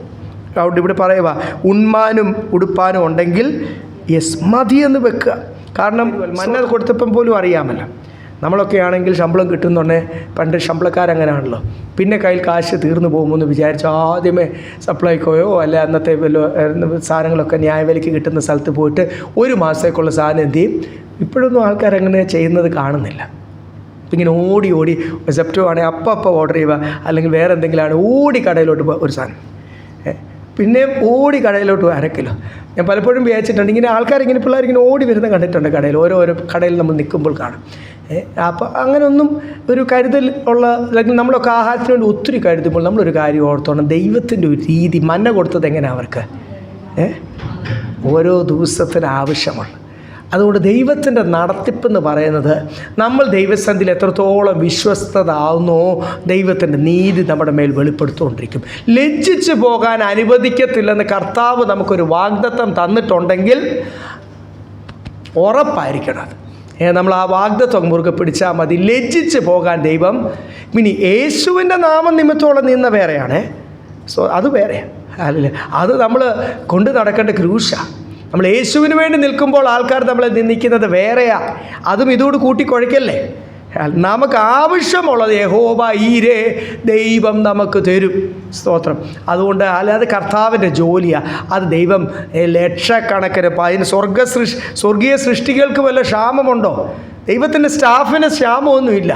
ഓരോരുത്തർ ദൈവ പൈതലിൻ്റെ കൂടെ നടക്കുന്ന എത്ര ദൂതന്മാരാണ് ഓരോ സമയത്തും കർത്താവ് നിയമിക്കുന്ന കാര്യങ്ങളാണ്. അതൊക്കെ ദൈവത്തിൻ്റെ കരുതൽപ്പെടുന്ന കാര്യങ്ങളാണ്. Praise the Lord. നമ്മളെ കാണുന്നില്ലെന്നേ ഉള്ളൂ ദൂതന്മാരെ. ഇന്ന് നമ്മുടെ മധ്യത്തിലും വലിയ ദൈവ സാന്നിധ്യവും ദൈവദൂതന്മാർ നമ്മുടെ കൂടെ ആരാധനയ്ക്കുണ്ട്. ഉൾക്കണ്ണുകൾ പ്രകാശിക്കുന്നവർക്ക് അത് മനസ്സിലാവും. 8-ാമത്തെ വാക്യത്തിൽ വേണ്ടി ഉണ്മാനും ഉടുപ്പാനും ഉണ്ടെങ്കിൽ മതി. അല്ലെങ്കിൽ 9-ാമത്തെ വാക്യത്തിൽ പരീക്ഷയിലും കെണിയിലും കുടുങ്ങുകയും മനുഷ്യ സംഹാരനാശങ്ങളിൽ മുങ്ങിപ്പോകുവാൻ ഇടവരുന്ന മൗഢ്യവും ദോഷകരമായ പല മോഹങ്ങൾക്കും ഇരയായി തീരുകയും ചെയ്യുന്നു. 9-ാമത്തെ വാക്യത്തിലേക്ക് ധനികന്മാരാകുവാൻ ആഗ്രഹിക്കുന്നവർ they will be drawn into destruction and perdition എന്നാണ് ഇംഗ്ലീഷിൽ എഴുതിയേക്കുന്നത്. മുങ്ങിപ്പോകും, നാശത്തിന് കാരണമായി തീരും. 2 പദങ്ങൾ അവിടെ എഴുതിയിരിക്കുന്നു. ഒന്ന് മുങ്ങിപ്പോകും, രണ്ടാമത് നാശത്തിന്, പേർഡീഷൻ എന്ന് എഴുതിയിട്ടുണ്ട്, ഡിസ്ട്രക്ഷൻ എന്ന് എഴുതിയിട്ടുണ്ട്.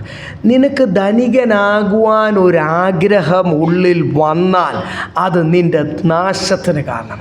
ഈ ജഡത്തിനാണെങ്കിൽ അങ്ങനെ ഒരാഗ്രഹമേ ഉള്ളൂ. എനിക്ക് ദേശത്ത് മാനിക്കപ്പെടണം, എനിക്ക് മറ്റുള്ളവരുടെ മുമ്പിൽ ആൾക്കാർ എന്നെ ഇങ്ങനെ ഞാൻ വരുന്നുണ്ടേ സലാം അടിക്കണം, സല്യൂട്ട് ചെയ്യണം, നീ എന്നെ ദേശത്ത് മാനിക്കണം. ഈ ജഡത്തിന് പണമുണ്ടാക്കണം എന്നും ദേശത്ത് മാനിക്കപ്പെടണം. ക്രിസ്തുവിന് കിട്ടിയോ ഇല്ല അതൊന്നും എനിക്കറിയണ്ട. എനിക്കെന്ത് കിട്ടണം? മാനം കിട്ടണം. എത്ര ഭക്തന്മാരാണ് എഴുതിയിരിക്കുന്ന പാട്ടുകൾ. ക്രിസ്തുവിന് കിട്ടാത്ത ഒരു മാനം എനിക്ക് വേണ്ട. അതൊക്കെ നമ്മൾ ചേർന്ന് പാടും. പ്രൈസ്. പഴയ പാട്ടുകളൊക്കെ നന്നായിട്ട് നമ്മൾ പാടും. ഇപ്പം പിന്നെയും പഴയ പാട്ടുകളാണ് ഹിറ്റ്.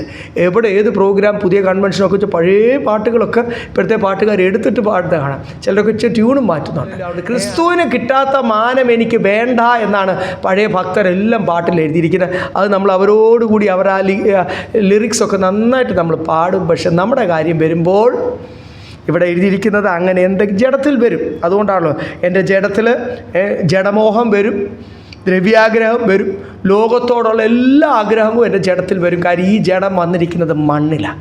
പക്ഷേ എൻ്റെ ഉള്ളിലൊരു ആത്മീയ മനുഷ്യനുണ്ട്. അത് വളരാത്തിടത്തോളം കാലം എനിക്ക് ഞാൻ പറഞ്ഞ പ്രിപ്പയർ ചെയ്തോ എഴുതി വെച്ചോ ഒക്കെ എനിക്ക് എത്ര വേണമെങ്കിലും പ്രസംഗിക്കാൻ പറ്റും. പക്ഷേ എൻ്റെ കാഴ്ചപ്പാട് വ്യക്തമാക്കുന്നതായിരിക്കും എൻ്റെ ജീവിതം. ആ ജീവിതമാണ് ഞാൻ പറയുന്നത്. ഇത് പ്രാക്ടിക്കൽ ക്രിസ്ത്യൻ ലിവിങ് ആണ്.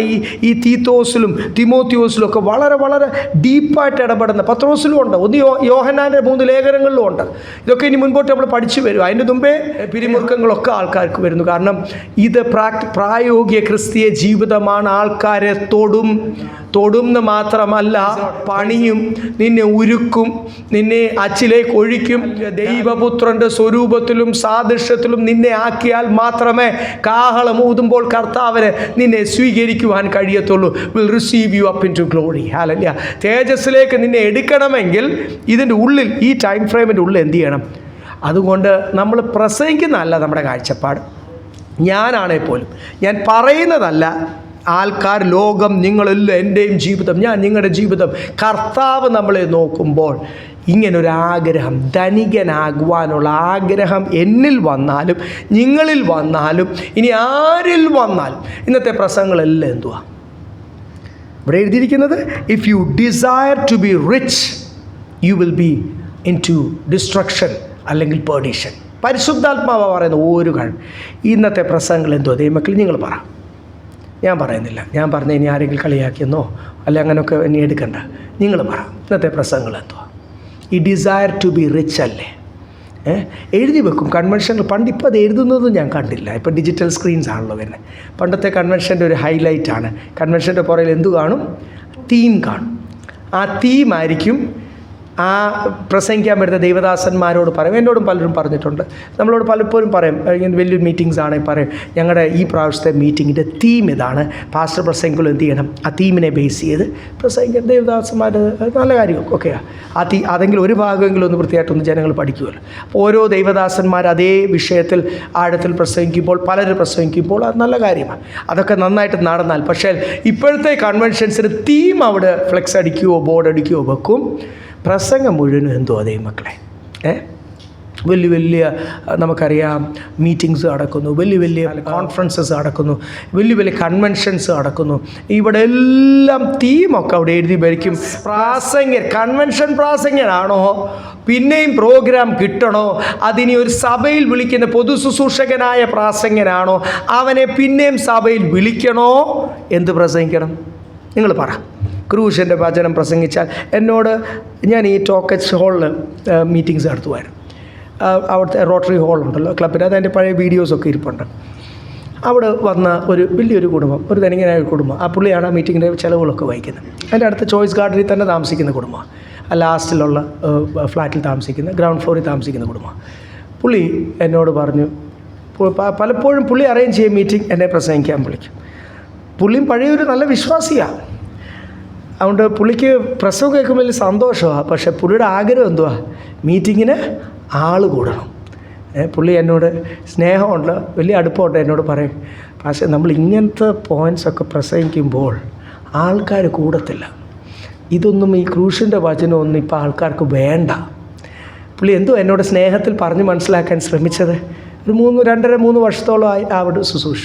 പുള്ളി എന്തോ എന്നോട് എല്ലാ വെള്ളിയാഴ്ചയായിരുന്നു, പിന്നെ അത് വ്യാഴാഴ്ചയാക്കി തോന്നിയ എന്തോ എന്നോട് പറഞ്ഞ് മനസ്സിലാക്കാൻ ശ്രമിച്ച ഈ ക്രൂശിൻ്റെ വചനം, അല്ലെ ആൾക്കാരെ രൂപാന്തരപ്പെടുത്തുന്ന വചനം പറയില്ല, പണി. ആൾക്കാർക്ക് ഇഷ്ടമുള്ളത് എന്തുവാ? യു വിൽ ബി ഗ്രേറ്റ് എന്ന് പറഞ്ഞാൽ എന്തുവാ? തേജസ് മുഖത്ത് നിറയും എന്നുള്ള ഗ്രേറ്റ് അല്ലല്ലോ.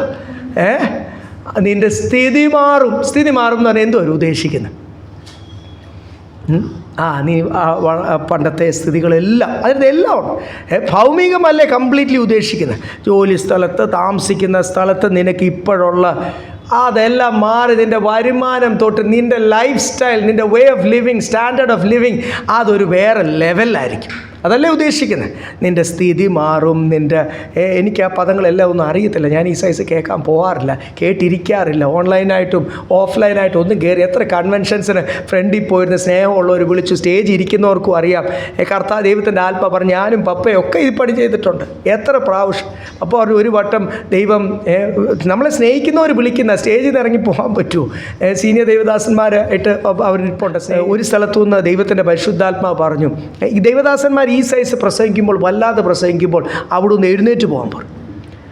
പപ്പ സദസ്സിനെ സ്നേഹിച്ച് അവിടെ ഇരുന്നു. ഒരാഴ്ചയാണ് ഒരു തലവേന അടിച്ച് അങ്ങ്, തലവേനയൊന്നുമല്ല, അങ്ങ് കിടന്നുപോയി. പല ബൈബിൾ ക്ലാസ്സിലും പപ്പ അത് പറഞ്ഞിട്ടുണ്ട്. വേറൊന്നുമല്ല, നമ്മുടെ വിളി അനുസരിച്ചാണ്. ദൈവാത്മാവ് ഒരു സ്ഥലത്ത് ഒരു സാധനം കേൾക്കണ്ടെന്ന് പറഞ്ഞാൽ പിന്നെ എന്ത് ചെയ്യില്ല? ഈ ഡിസയർ ടു ബി റിച്ച് അല്ലെങ്കിൽ ലോകത്തിൽ നിന്നെ വലിയവനാക്കും. അല്ല, ചിലരുണ്ട് അത് കേൾക്കുമ്പോൾ അതിനും ആമേൻ. പിന്നെ ഇവിടെ വന്ന് ക്രൂശൻ്റെ വചനം കേൾക്കുമ്പോഴും ആമേൻ, സ്തോത്രം. ഇത് ശീതവാനുമല്ല ഉഷ്ണവാനുമല്ല. ദൈവം പറഞ്ഞ നിന്നെ ഞാൻ എൻ്റെ വായിൽ നിന്ന് എന്ത് ചെയ്യും? ക്രിസ്തുവിൻ്റെ ശരീരത്തിൽ നിന്ന് പുറത്താക്കും എന്നല്ലേ അതിൻ്റെ അർത്ഥം, from the body of Christ. അതുകൊണ്ട് നമ്മൾ കർത്താവിൻ്റെ സ്വഭാവം മനസ്സിലാക്കി വേണം ഇരിക്കാൻ. ഹാലല്ല, മനുഷ്യരെ സന്തോഷിപ്പിക്കാൻ ഒന്നിനും ആമേൻ പറയണ്ട. എൻ്റെ ജഡത്തെ സന്തോഷിപ്പിക്കാൻ. അത് പലപ്പോഴും ആമേൻ പറഞ്ഞു പോകുന്നത് എനിക്കൊരു ആഗ്രഹമുണ്ട്, ഡിസയർ ടു ബി. ഞാൻ എന്തെങ്കിലും അല്ലെങ്കിൽ അതിനകത്ത് എന്തെങ്കിലും ക്ലാരിറ്റി കുറവുണ്ടോ, അല്ലെങ്കിൽ എന്തെങ്കിലും തെറ്റായിട്ട് പറഞ്ഞോ, അല്ലെങ്കിൽ മനസ്സിലാകാത്ത ഭാഗത്തിന് വല്ല കുറവുണ്ടോ? ഇല്ലല്ലോ. 9ാമത്തെ വാക്യം ഉതിർത്ത് വായിച്ച്, ധനികന്മാരാകുവാൻ ആഗ്രഹിക്കുന്നവർ പരീക്ഷയും കെണിയും കുടുങ്ങുകയും മനുഷ്യർ സംഹാരനാശങ്ങളിൽ മുങ്ങിപ്പോകും. ഇവിടെ എഴുതിയേക്കുന്നത്, നീ ധനികനാകുവാൻ ആഗ്രഹിച്ചാൽ, if you desire to be rich you will fall into temptation and into snares എഴുതിയിരിക്കുന്നത്. കുഴിയിൽ വീഴും. പല പ്രലോഭനത്താൽ സാത്താൻ ഇങ്ങനെ റെഡി ആയിട്ടിരിക്കുമല്ലേ. ഇനി ഞാനാണെപ്പോലും വഴികൾ തുറക്കാമെന്നേ. ശുശ്രൂഷയ്ക്ക് വേണോ, ഇനി വലിയ സഭകട പാസ്റ്റാകണോ, ഇനി എന്തു വേണോ, പണമുണ്ടാക്കാൻ വഴികൾ തുറക്കാമെന്ന് സാത്താൻ എൻ്റെ മുമ്പിൽ കൊണ്ടും വെക്കും, നിങ്ങളുടെ മുമ്പിൽ കൊണ്ടും വെക്കും. അങ്ങനെ ഒരു ആഗ്രഹം വന്നാൽ ഒരു 100 വഴി നമ്മൾ വിചാരിക്കും ഈ വഴിയെല്ലാം ആര് തുറന്നതാ? ദൈവം തുറന്നതാ. ഈ ദൈവം തുറന്ന വഴി കണ്ടുപിടിക്കണമെങ്കിൽ പരിശുദ്ധാത്മാവിൻ്റെ അളവ് നമ്മുടെ ഉള്ളിൽ നല്ലപോലെ വേണം. ഈ മനുഷ്യാലോചനയും ദൈവാലോചനയും അല്ലെങ്കിൽ നമ്മളെ കൺഫ്യൂസ് ചെയ്യുവാൻ പലർക്കൂട് പറയുന്ന, അതിന് പ്രവചനമായിരിക്കും, വചനമായിരിക്കും, വ്യക്തിപരമായിട്ടൊരു ഉപദേശമായിരിക്കും, നമ്മളെ കൺഫ്യൂസ് ചെയ്യാൻ വരുന്ന ആലോചനയും സാക്ഷാൽ എന്നെപ്പറ്റി ഭാവിയിൽ എന്തായി തീരും ആദ്യങ്ങൾ തന്നെ അവസാനം അറിയുന്ന കർത്താവ് എന്നോടുള്ള ദൈവാലോചന വ്യക്തമാക്കി തരുന്നതും ഇത് തമ്മിൽ കണ്ടുപിടിക്കാൻ ഭയങ്കരമായിട്ടൊരു വിവേചനത്തിൻ്റെ ആത്മാവും. സ്തോത്രം. ഞാൻ പറഞ്ഞില്ലേ, മനുഷ്യൻ ഈ ഒരു ആഗ്രഹം വേണ്ടെന്നല്ല എൻ്റെ അർത്ഥം. ഇവിടെ എഴുതിയിരിക്കുന്നത്, ധനികനാകുവാൻ നീ ആഗ്രഹിച്ചാൽ പലവിധ നാശത്തിൻ്റെ അകത്തും കുഴിയിലും ഒക്കെ വീണ് മൗഢ്യവും ദോഷവുമായ പല മോഹങ്ങൾ. പരിശുദ്ധാത്മാവ് കാര്യങ്ങൾ വ്യക്തമാക്കുമ്പോൾ very clear. Foolish and harmful lust, പല മോഹങ്ങൾ. അത് ഞാൻ വിചാരിക്കും പെട്ടെന്ന് പണം ഉണ്ടാക്കാമല്ലോ. പരിശുദ്ധാത്മാവ് പറയുന്നത് ഫൂളിഷ്. അവസാനം നിൻ്റെ ക്രിസ്തീയ ജീവിതവും പോവും, ദൈവം നിന്നെ തള്ളിക്കളയും. അതാണ് ഹാംഫുൾ എന്ന് എഴുതിയേക്കുന്നത്. അങ്ങനത്തെ മോഹങ്ങൾ നിന്നെ കൊണ്ട് പെടുത്തിയിട്ട്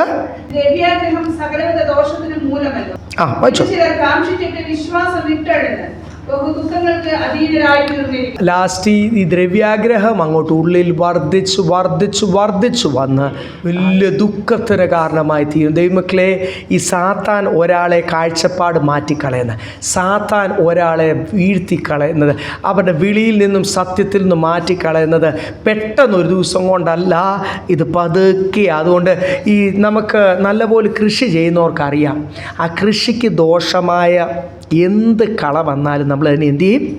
വേരോടുകൂടി മണ്ട ചെത്തിക്കളഞ്ഞാൽ ശരിയാകത്തില്ല, അത് പിന്നെയും കിളിച്ച് വരും. ഒരു ചെത്ത് കൊടുത്തു വെട്ടിപ്പോയല്ലോ എന്ന് ചിന്തിച്ചിനോ?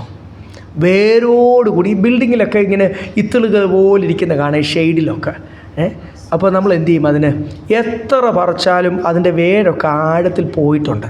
അവിടെയൊക്കെ നമ്മൾ ആസിഡാണ് സാറിന് ഒഴിക്കുന്നത്. എന്ത് ചെയ്യണം? ആ വേരെന്ത് ചെയ്യണം? അപ്പോൾ എനിക്കൊരു പണം ഉണ്ടാക്കാൻ ഒരു ആഗ്രഹം വരുമ്പോൾ ഞാൻ അതിനെ കുറച്ച് നേരം ഇങ്ങനെ കിടന്ന്, ആ പോറ്റിയുടെ സ്വപ്നം അറിയാമല്ലോ, സ്വപ്നം കണ്ട് ഞാൻ വലിയ ആളാകുമ്പോൾ ഞാൻ ഇങ്ങനെ ചെയ്യും എന്ന് പറഞ്ഞ് സ്വപ്നം കാണാതെ, ഇങ്ങനെ നിങ്ങളാരും അങ്ങനെ ചെയ്യുന്നില്ലെന്ന് ഞാൻ വിശ്വസിക്കുന്നു. അതുകൊണ്ട് വലിയ പണക്കാരനാകുമെന്ന് സ്വപ്നം അങ്ങോട്ട് വരുമ്പോൾ എൻ്റെ ജഡം അത് അങ്ങോട്ട് വലിച്ചെടുത്തു, അക്സെപ്റ്റ് ചെയ്തു. അപ്പോഴത്തേക്ക് അതിനു വേണ്ടിയുള്ള പ്ലാനിങ് ആയി. ആ പ്ലാനിങ്ങിനെ പറ്റിയാണ് ഇവിടെ പരിശുദ്ധാത്മാവ് പറഞ്ഞ ഫൂളിഷ് ആൻഡ് ഹാംഫുൾ ലെസ്റ്റ്. പിന്നെ it will make you fall into temptation and snare. അവസാനം പലവിധ പ്രലോഭനങ്ങളായി, പലവിധ കുഴിയിലായി, ദൈവനാമം ദുഷിപ്പിക്കുന്ന അനുഭവമായി നീ മാനിക്കപ്പെടാറല്ല അപ്പോൾ നിൻ്റെ മേലുള്ള ദൈവത്തിൻ്റെ വിളി വേറൊന്നും, നിൻ്റെ ദ്രവ്യാഗ്രഹം വേറൊരു രീതിയിലേക്ക് പോകുമ്പോൾ ദൈവം കൈവിടും. സാത്താൻ 7 ഇരട്ടി പോകും. സാത്താൻ നോക്കിയിരിക്കുക. ദൈവമക്കളിൽ ദൈവം കൈവിട്ടാൽ ദൈവത്തിൻ്റെ പരിശുദ്ധാത്മാവ് വിടുന്ന നിമിഷം ദൈവത്തിൻ്റെ വചനം പറഞ്ഞ് 7 ഇരട്ടി ശക്തിയിൽ എന്ത് ചെയ്യും? ദുരാത്മാവ് അല്ലെങ്കിൽ ഭൂതശക്തി കയറും. പിന്നെ കാണിക്കുന്ന കാര്യങ്ങളൊക്കെയാണ് നമ്മൾ ഈ നാളുകൾ പലപ്പോഴും ദൈവസഭകളിലും ദൈവമക്കളുടെ ഇടയ്ക്കൊക്കെ കാണുന്നത്. അതുകൊണ്ട് എല്ലാവരെയും കൂടെ ഒന്നും ഹോൾസെയിലായിട്ടൊന്നും പണിതെടുക്കാൻ പറ്റത്തില്ല. ഇത് ഓരോരുത്തരും വ്യക്തി, ഒരു കുടുംബത്തിൽ പോലും ചിലപ്പം ചിലരങ്ങ് ഭയങ്കര ദ്രവ്യാഗ്രഹികളായിരിക്കും, ഒന്നും ചെയ്യാൻ പറ്റത്തില്ല. ആ വ്യക്തി മനസ്സിലാക്കണം, ദ്രവ്യാഗ്രഹി ദൈവനാമവും ദുഷിപ്പിക്കും, നാണം കെട്ടും. അപ്പം എൻ്റെ ജീവിതത്തിൽ ഒരു ആഗ്രഹം അങ്ങനെ വന്നാൽ ഞാൻ അതിനെ എന്ത് ചെയ്യണം? ശാസിക്കണം. ഇങ്ങനത്തെ ഐഡിയയുമായിട്ട് വന്ന് ഇടയ്ക്കിടയ്ക്ക് ശിഷ്യന്മാർ ഈ മാനുഷിക ഐഡിയയുമായിട്ട് വരും. നമുക്കിവിടെ 3 കൂടുതലുണ്ടാക്കാം, അല്ലെങ്കിൽ നമുക്കിങ്ങനെ കർത്താവ് നിന്ന് അനുഭവിക്കും, ദൈവത്തിന് അങ്ങനെ ഒരിക്കലും വരാതിരിക്കട്ടെ. കർത്താവ് എന്തോ പറഞ്ഞു? നല്ല മോൻ, നീ എങ്കിൽ എൻ്റെ കൂടെ നിന്നല്ലോ എന്നാണോ പറഞ്ഞത്? അവനോട് പറഞ്ഞ് വിളിച്ച പേരെന്തുവാ? ദൈവദാസന്മാരൊന്നും അങ്ങനെ വിളിക്കാൻ, അല്ലെങ്കിൽ സർപ്പസന്തതികളെന്ന് യോഹന്നാൻ സ്നാപകൻ എന്ന് വിളിച്ചു, യേശു സാത്താനെ എന്ന് വിളിച്ചു, അതൊന്നും വിളിക്കില്ല. ഇത് കുറവുകളൊന്ന് പറയുമ്പോൾ തന്നെ പ്രശ്നങ്ങളാണ്. സ്തോത്രം. ഞാൻ പറഞ്ഞില്ലേ, ഹല്ലേലൂയ, പ്രൈസ് ലോർഡ്. യേശു പറയാണ്, സാത്താനെ എന്നെ വിട്ട് ഗെറ്റ് ബിഹൈൻഡ് മീ. ഈ സൈസ് മാനുഷിക ആലോചനയും കൊണ്ടൊന്നും വരില്ല. ദൈവമാ നമ്മുടെ പ്രൊവൈഡർ. Praise Lord. അതുപോലെ ദൈവമക്കളെ, യഹോവ ഈരെ, ഒരു സർവശക്തനായ ദൈവം നമ്മുടെ കൂടെ ഉണ്ട്. ദൈവം നമ്മളെ കൈക്ക് പിടിച്ച് നടത്തുന്ന വഴികളൊന്നും ദോഷമല്ല. നമ്മളിപ്പം കടന്നു പോകുന്ന പല വഴികൾ നമ്മൾക്ക് ആശ്ചര്യം തോന്നി, എന്താ ഇത് ഇങ്ങനെയൊക്കെ സംഭവിക്കുന്നത്? Is no problem. ഹല്ലേലൂയ. ദൈവം ഒരു കാര്യം അനുവദിച്ചാൽ who is responsible for it? ദൈവമാണ് അതിൻ്റെ റെസ്പോൺസിബിൾ. അതുകൊണ്ട് മുൻപോട്ടുള്ള കാര്യങ്ങൾ നമ്മുടെ വ്യക്തിപരമായ ജീവിതത്തിലും വരുമാന മാർഗമായിക്കോട്ടെ, കുടുംബ വിഷയങ്ങളായിക്കോട്ടെ, സ്തോത്രം, അതൊക്കെ കർത്താവ് ചെയ്തോളും. പക്ഷേ കർത്താവ് നോക്കുന്ന ഒരു കാര്യം സമ്പൂർണ്ണമായിട്ട് നമ്മൾ ദൈവസന്നിധിയിൽ സമർപ്പിക്കുന്നു. 9ഉം 10ഉം വാക്യത്തിൽ അവിടെ എഴുതിയേക്കുന്ന ദ്രവ്യാഗ്രഹമാണ് സകലവിധ ദോഷത്തിനും മൂലകാരണം. ഈ പണം ഒരിച്ചിരി കിട്ടിയാൽ നമുക്കറിയാം. ഞാൻ 2 ഉദാഹരണം തന്നെ പറയാം. ഈ സഹോദരങ്ങൾ തമ്മിൽ ഒത്തിരി വിഷയങ്ങൾ നമുക്ക് നാളുകളായിട്ട് അറിയാം, നമ്മുടെയൊക്കെ വ്യക്തിപരമായിട്ട് അറിയാം. സഹോദരങ്ങൾ, സ്വന്തം ബ്രദേഴ്സും സിസ്റ്റേഴ്സും ഈ വീതം വെക്കുന്ന വിഷയത്തിലായിക്കോട്ടെ, അല്ലെങ്കിൽ പണത്തിൻ്റെ എന്തെങ്കിലും ഒരാൾ ഇനി നല്ലപോലെ സാമ്പത്തികമായിട്ട് വന്ന് പിന്നെ അവർക്ക് അവരുടെ അധികം കാശില്ലാത്ത സഹോദരനെ കാണുകയും വേണ്ട, അവരുടെ ഫ്രണ്ടിൽ കൂടെ പോയാൽ കയറുകയും വേണ്ട, അവരെൻ്റെ സഹോദരനാണെന്ന് പറയുന്നതും ഇഷ്ടമല്ല. അവർ തമ്മിൽ മത്സരങ്ങളായി. അപ്പം ഈ കൊച്ചിലെ ഒന്നിച്ച് കളിച്ച് നടന്ന് ഒന്നിച്ച് ഹല്ലേലൂയ ഒരു പാത്രത്തിലുണ്ട് ഒന്നിച്ച് കിടന്നതെന്നൊക്കെ ലോക മനുഷ്യർ പറയുമല്ലോ, അതുപോലെ ഒരു രക്തമല്ലേ.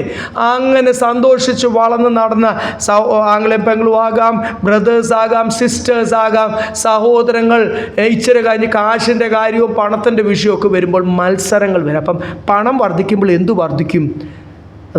ലോകത്തിൻ്റെ നിയമമാണ്, മത്സരം വർദ്ധിക്കും. ഇതുപോലെ തന്നെ സഭയിലാണെങ്കിലും ഓരോരുത്തർക്ക് കാശ് വരുമ്പോൾ അല്ലെങ്കിൽ കാശ് വർദ്ധിക്കുമ്പോൾ പഴയ ലോകമനുഷ്യർ പറയുന്ന പോലെ അല്ലെ ചില ദൈവദാസന്മാർ പോലും സ്ഥിതിയൊക്കെ അങ്ങോട്ട് മാറുമ്പോൾ പിന്നെ ആ വ്യക്തിയെ കറക്റ്റ് ചെയ്യാൻ ചെന്ന് കഴിഞ്ഞാൽ ആകെപ്പാടെ പിന്നെ എന്തുവാ? ഇനി പഴയ വലിയ പ്രസ്ഥാനങ്ങളുണ്ടല്ലോ സഭകൾ, അവിടുത്തെയൊക്കെ പാസ്റ്റർമാർ പലപ്പോഴും വേദനയോടുകൂടി ഞങ്ങളോട് പറഞ്ഞിട്ടുണ്ട്, എന്താ ഞാൻ ഇരിക്കുക, ഒന്നും ചെയ്യാൻ പറ്റില്ല, എനിക്കിനി ഒരു വർഷം കൂടെ ഉള്ളൂ ഇവിടെ ഈ സ്ഥലത്ത്.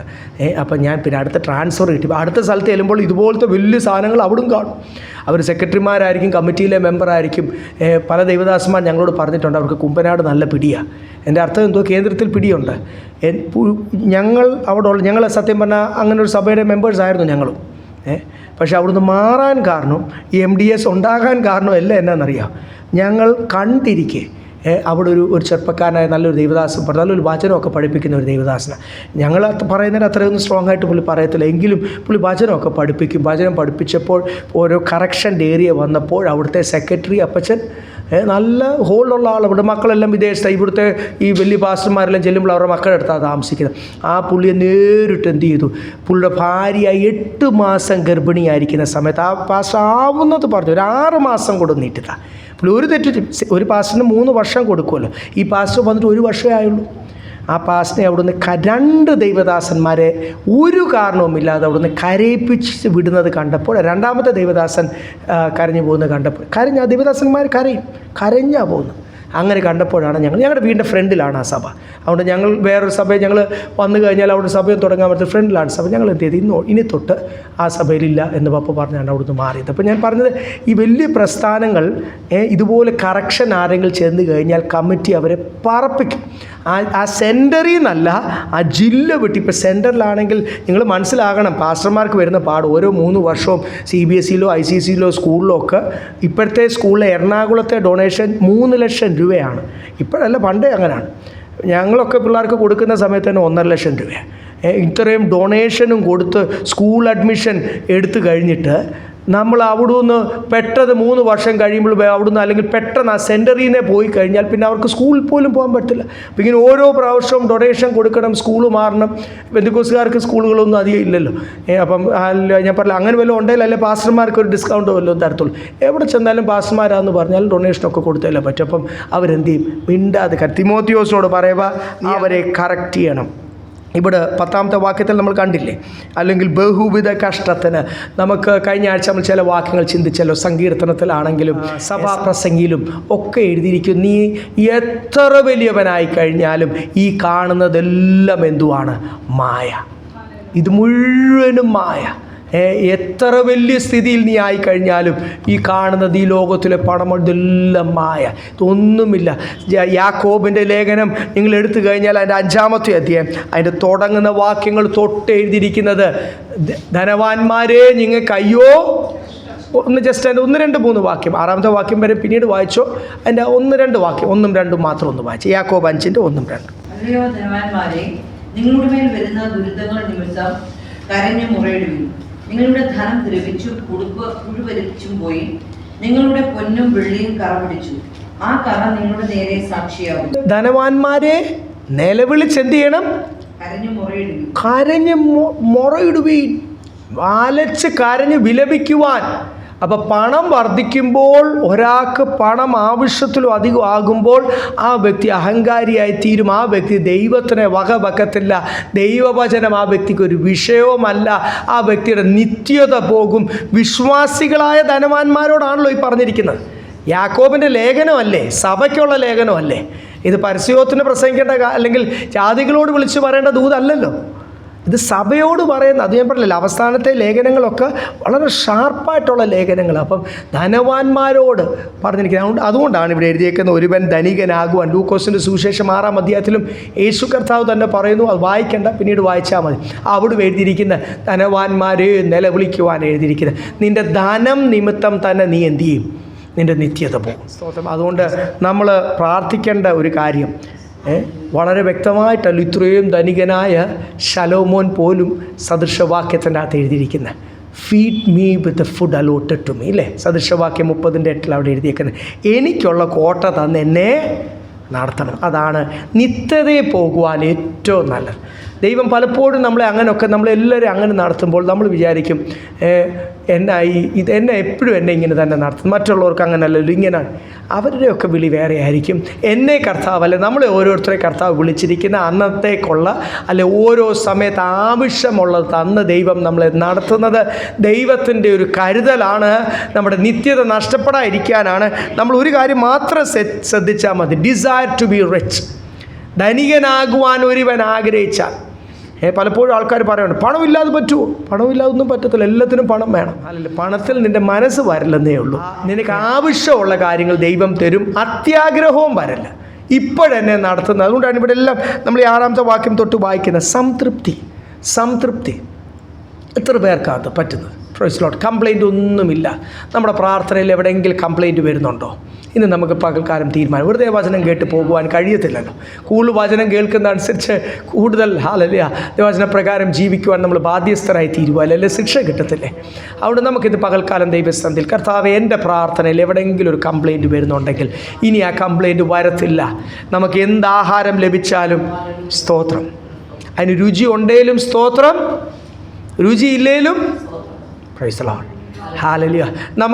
നമുക്കുള്ള ക്രമീകരണങ്ങൾ അത് കുറവാണെങ്കിലും സ്തോത്രം. അത് ഇടയ്ക്കൊക്കെ ദൈവം അല്പം അധികം തന്നാലും സ്തോത്രം. ഹല്ലേലൂയ. സംതൃപ്തിയോടുകൂടി മുൻപോട്ട് പോകുവാൻ ദൈവം നമ്മളെ സഹായിക്കട്ടെ. ഈ സംതൃപ്തിയുള്ളപ്പോൾ മാത്രമേ നമുക്കൊന്ന് നന്ദി കരയേറ്റാൻ പറ്റത്തുള്ളൂ. ഈ നന്ദി ഞാൻ പറഞ്ഞില്ലേ, വായിൽ നിന്ന് താങ്ക് യു ജീസസ്, നന്ദി കർത്താവേ, നന്ദി നന്ദി നന്ദി.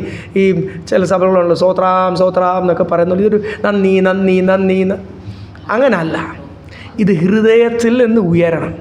ഈ നന്ദിക്കകത്ത് സ്നേഹമുണ്ട്, ഈ നന്ദിക്കകത്ത് ബഹുമാനമുണ്ട്, ഈ നന്ദിക്കകത്ത് ഞാൻ എന്നെപ്പറ്റി മറന്നാലും എൻ്റെ കുടുംബത്തെപ്പറ്റി മറന്നാലും കർത്താവേ അങ്ങ് ഞങ്ങളെ മറക്കുന്നില്ലല്ലോ. ദൈവത്തിന് നമ്മുടെ ഭാവിയെപ്പറ്റിയുള്ള ആലോചനയുണ്ട്. അതെല്ലാം ഈ നന്ദി എന്നുള്ള പദത്തിൻ്റെ അകത്തുണ്ട്.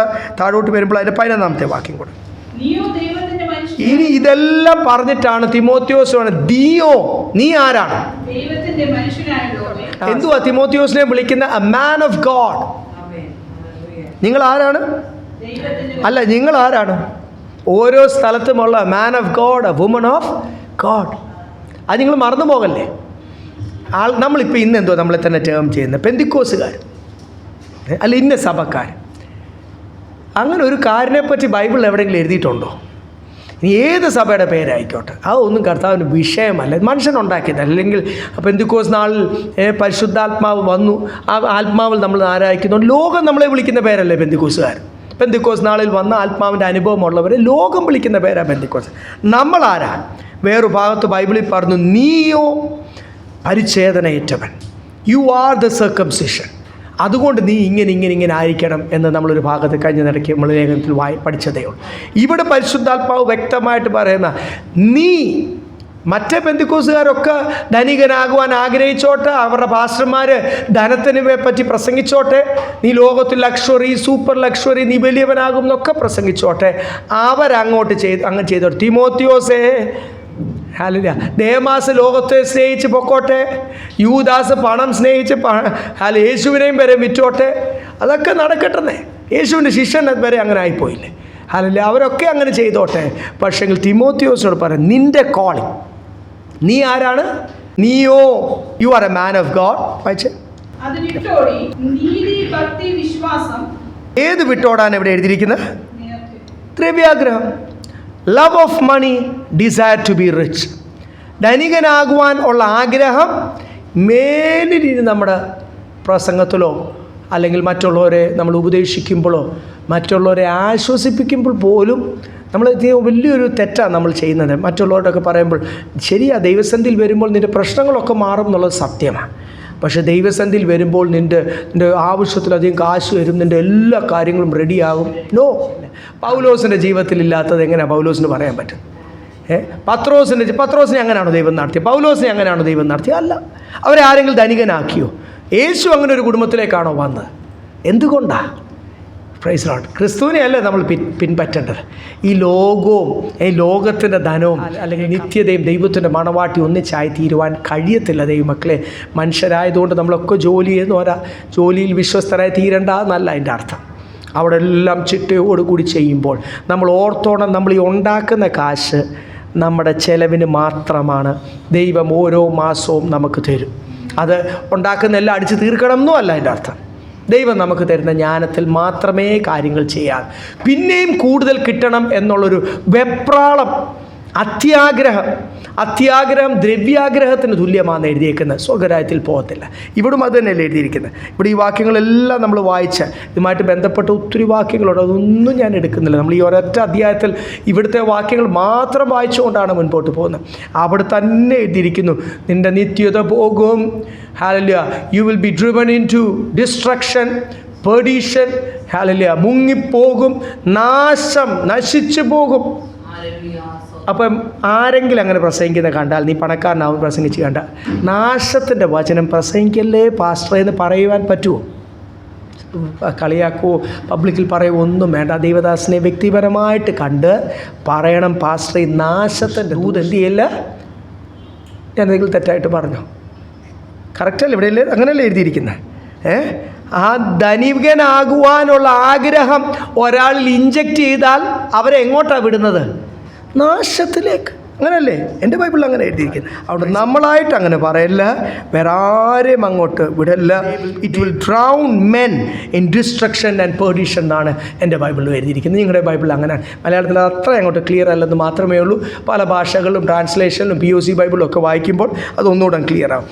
എന്നിട്ട് 11ാമത്തെ വാക്യത്തിൽ പറയാം, തിമോത്തിയോസേ you are a man of God, flee from these things, run away. നീ എന്ത് ചെയ്യണം? ഇത് വിട്ട് നീ അവിടുന്ന് ആ സ്ഥലത്തു നിന്ന് മാറി നിന്നേ. അങ്ങനെയാണോ അവിടെ എഴുതിയിരിക്കുന്നത്?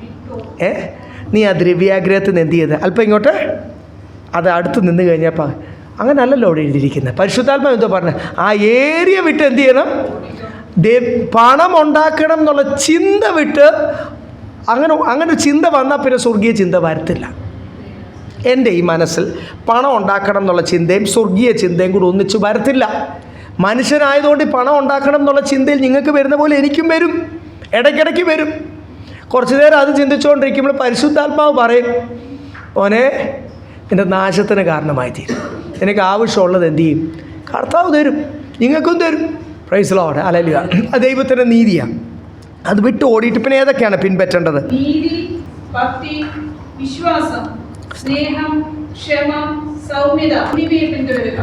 നമ്മൾ ക്രിസ്തീയ ജീവിതത്തിന് ആവശ്യമുള്ള ക്വാളിറ്റീസ് അവിടെ എഴുതിയിരിക്കുന്നത് കേട്ടോ. ചിലതല്ല, ഒറ്റ കാര്യമായി ദൈവമക്കളെയും ദൈവദാസന്മാരെയും ദൈവസഭകളെയും പ്രസ്ഥാനങ്ങളെയും ഒക്കെ ക്ഷീണിപ്പിക്കുന്നത്. നമുക്കെല്ലാം അറിയാമെന്ന് രാവിലെ 5 മണിക്ക് സുവിശേഷം പ്രസംഗിച്ചുകൊണ്ടിരുന്ന ദൈവദാസനും തൻ്റെ ആത്മീയാത്ര എന്നൊക്കെ പറഞ്ഞ ചാനലും വിറ്റ്നസ് ചെയ്തിട്ടുള്ളവരാണ് നമ്മളെല്ലാവരും. ഞങ്ങളൊക്കെ പ്രത്യേകിച്ച് ഞങ്ങൾ അടുത്തൊക്കെ ഉണ്ടായിരുന്നവരൊക്കെ വിറ്റ്നസ് ചെയ്തിട്ടുള്ളവർ. പുള്ളി അറിയാവുന്നവരും ആ ദേശം അറിയാവുന്നവരും ഒക്കെ എത്ര പേര്, എത്ര ആയിരക്കണക്കിന് സമുദായക്കാർ പുള്ളിയുടെ രാവിലത്തെ പ്രസംഗം കേട്ട് യേശുവിനെ അറിഞ്ഞു. പുള്ളിയും പുള്ളിയുടെ കുടുംബവും എന്ത് സംഭവിച്ചു, ആ പ്രസ്ഥാനവും എന്ത് സംഭവിച്ചു. അവർക്കിപ്പം കന്യാസ്ത്രീമാരുണ്ട്. നിങ്ങൾക്കറിയാമോ? മദർ തെരേസയുടെ ഡ്രസ്സിട്ട കന്യാസ്ത്രീമാർ, ഇങ്ങനെ സാരി ഇട്ട് ഒരു ബ്ലൂ ലൈനുള്ള കന്യാസ്ത്രീമാരുണ്ട്. അവരുടെ വെബ്സൈറ്റിൽ നോക്കിക്കഴിഞ്ഞാൽ ആ കന്യാസ്ത്രീമാരെല്ലാം ഈ മെഴുകുതിരിക്ക് ഇങ്ങനെ കൈ ഇതിലോട്ട് വെച്ച് ഓത്തെടുക്കുന്നത് നമുക്ക് കാണാം. ആ തിരുവസ്ത്രം ഇടുന്ന ഒരു ശുശ്രൂഷ, അത് വെബ്സൈറ്റിൽ ഫോട്ടോ കിടപ്പുണ്ട്, നിങ്ങൾ കണ്ടാൽ മതി. ഞാൻ കണ്ടതാണ് ഞാനീ പറയാം. ആ ഒറ്റ കാരണമാണ് ആ മനുഷ്യൻ, ആ നല്ല മനുഷ്യൻ ശാന്തമായിട്ട് സംസാരിക്കുവാനും തൻ്റെ ക്വാളിറ്റീസിലൊക്കെ ഉണ്ടായിരുന്ന ഒരു ഹമ്പിൾ മനുഷ്യൻ. താൻ ഇങ്ങനെയൊന്നും അല്ലായിരുന്നു, ഇങ്ങനെ ആയിപ്പോയെന്ന് അറിയത്തില്ല. ഒരു ഹമ്പിൾ മനുഷ്യൻ. താനല്ല ഇതുപോലുള്ള എത്ര പേര് ആ മതിരുവാങ്കൂറിലൊക്കെ ഒത്തിരി ദൈവദാസന്മാർ ശുശ്രൂഷ പോകുവാൻ കാരണം അവർക്ക് പെട്ടെന്ന് അച്ചപ്പട്ട വിടണം. അവർക്ക് അവരുണ്ടാക്കുന്ന ഫണ്ട് റേസ് ചെയ്യുന്നത് ഗവൺമെൻറ് പിടിച്ചുകൊണ്ട് പോകാൻ പറ്റാത്ത ഇരിക്കാൻ ചർച്ച് ആക്ടിൻ്റെ കീഴിലാക്കാൻ വേണ്ടി ഏതെങ്കിലും ഡയസീസിൻ്റെ കീഴിൽ ചേർന്ന് ഇപ്പോഴും നിങ്ങൾക്ക് വ്യക്തിപരമായിട്ടൊക്കെ നിങ്ങൾക്ക് ആർക്കും അറിയാത്ത പല പാസ്റ്റർമാർ ഈ പണി കാണിച്ചിട്ടുണ്ട്. സർട്ടിഫിക്കറ്റ് കിട്ടാൻ വേണ്ടി, ഒരു ഡയസീസിൻ്റെ രജിസ്ട്രേഷൻ കിട്ടാൻ വേണ്ടി. ഇതെല്ലാം പണമുണ്ടാക്കാൻ പോകുമ്പോൾ പരിശുദ്ധാത്മാവ് വിടും. പിന്നെ പണം ഉണ്ടാക്കൽ മാത്രമാകും, ഫണ്ട് റേസിങ് ആകും. നീ അത് വിട്ടോടി ക്രിസ്തീയ ജീവിതത്തിന് കാരണമായി തീരുന്ന നീതി. കേട്ടോ ദൈവമക്കളെ, നമ്മുടെ ജീവിതത്തിൽ ഇതൊക്കെ ഒന്ന് പോയിൻറ്റ്സ് ആയിട്ടൊരു ചാർട്ടിലൊന്ന് എഴുതി കഴിഞ്ഞാൽ ഞാൻ എന്നെ തന്നെ നോക്കണം, നിങ്ങളെ നോക്കണം. എൻ്റെ ജീവിതത്തിൽ എത്രത്തോളം ദൈവത്തിൻ്റെ നീതി വെളിപ്പെടാനുള്ള കാരണങ്ങൾ ഞാൻ ചെയ്യുന്നുണ്ട്. നീതി, ദൈവഭക്തി, ദൈവത്തിലുള്ള വിശ്വാസം, ദൈവത്തെ സ്നേഹിക്കുക, ദൈവസ്നേഹം. എന്ത് വിഷയത്തിൽ കൂടി കടന്നു പോയാലും ക്ഷമയും സൗമ്യതയും. ഹാലലൂയ. നമ്മൾ ഇളക്കുന്ന വിഷയങ്ങൾ വന്നാലും പ്രൈസ് കർത്താവിൽ ആശ്രയിക്കുന്ന ഒരു വ്യക്തിക്ക് കൃപയോടുകൂടി, സ്തോത്രത്തോടുകൂടി, നന്ദിയുള്ള ഹൃദയത്തോടുകൂടി, പെറുപെറുപ്പില്ലാതെ, വിത്ത് പേഷ്യൻസ് ആൻഡ് ജെന്റിൽനെസ്. എന്നിട്ട്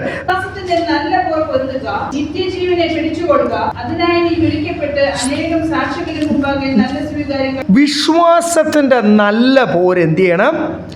U have to fight the good battle of faith എന്ന് എഴുതിയേക്കാം. ഇവിടെ 2 തിമോത്തിയോസിലേക്ക് വരുമ്പോൾ എൻ്റെ 4-ാമത്തെ അധ്യായത്തിൻ്റെ അകത്ത് നമ്മളതല്ലേ കാണണം. നമ്മളിനി പഠിക്കാൻ പോകുന്ന വിഷയങ്ങൾ അവിടെ 7-8 എന്തോ പറയുന്നത്?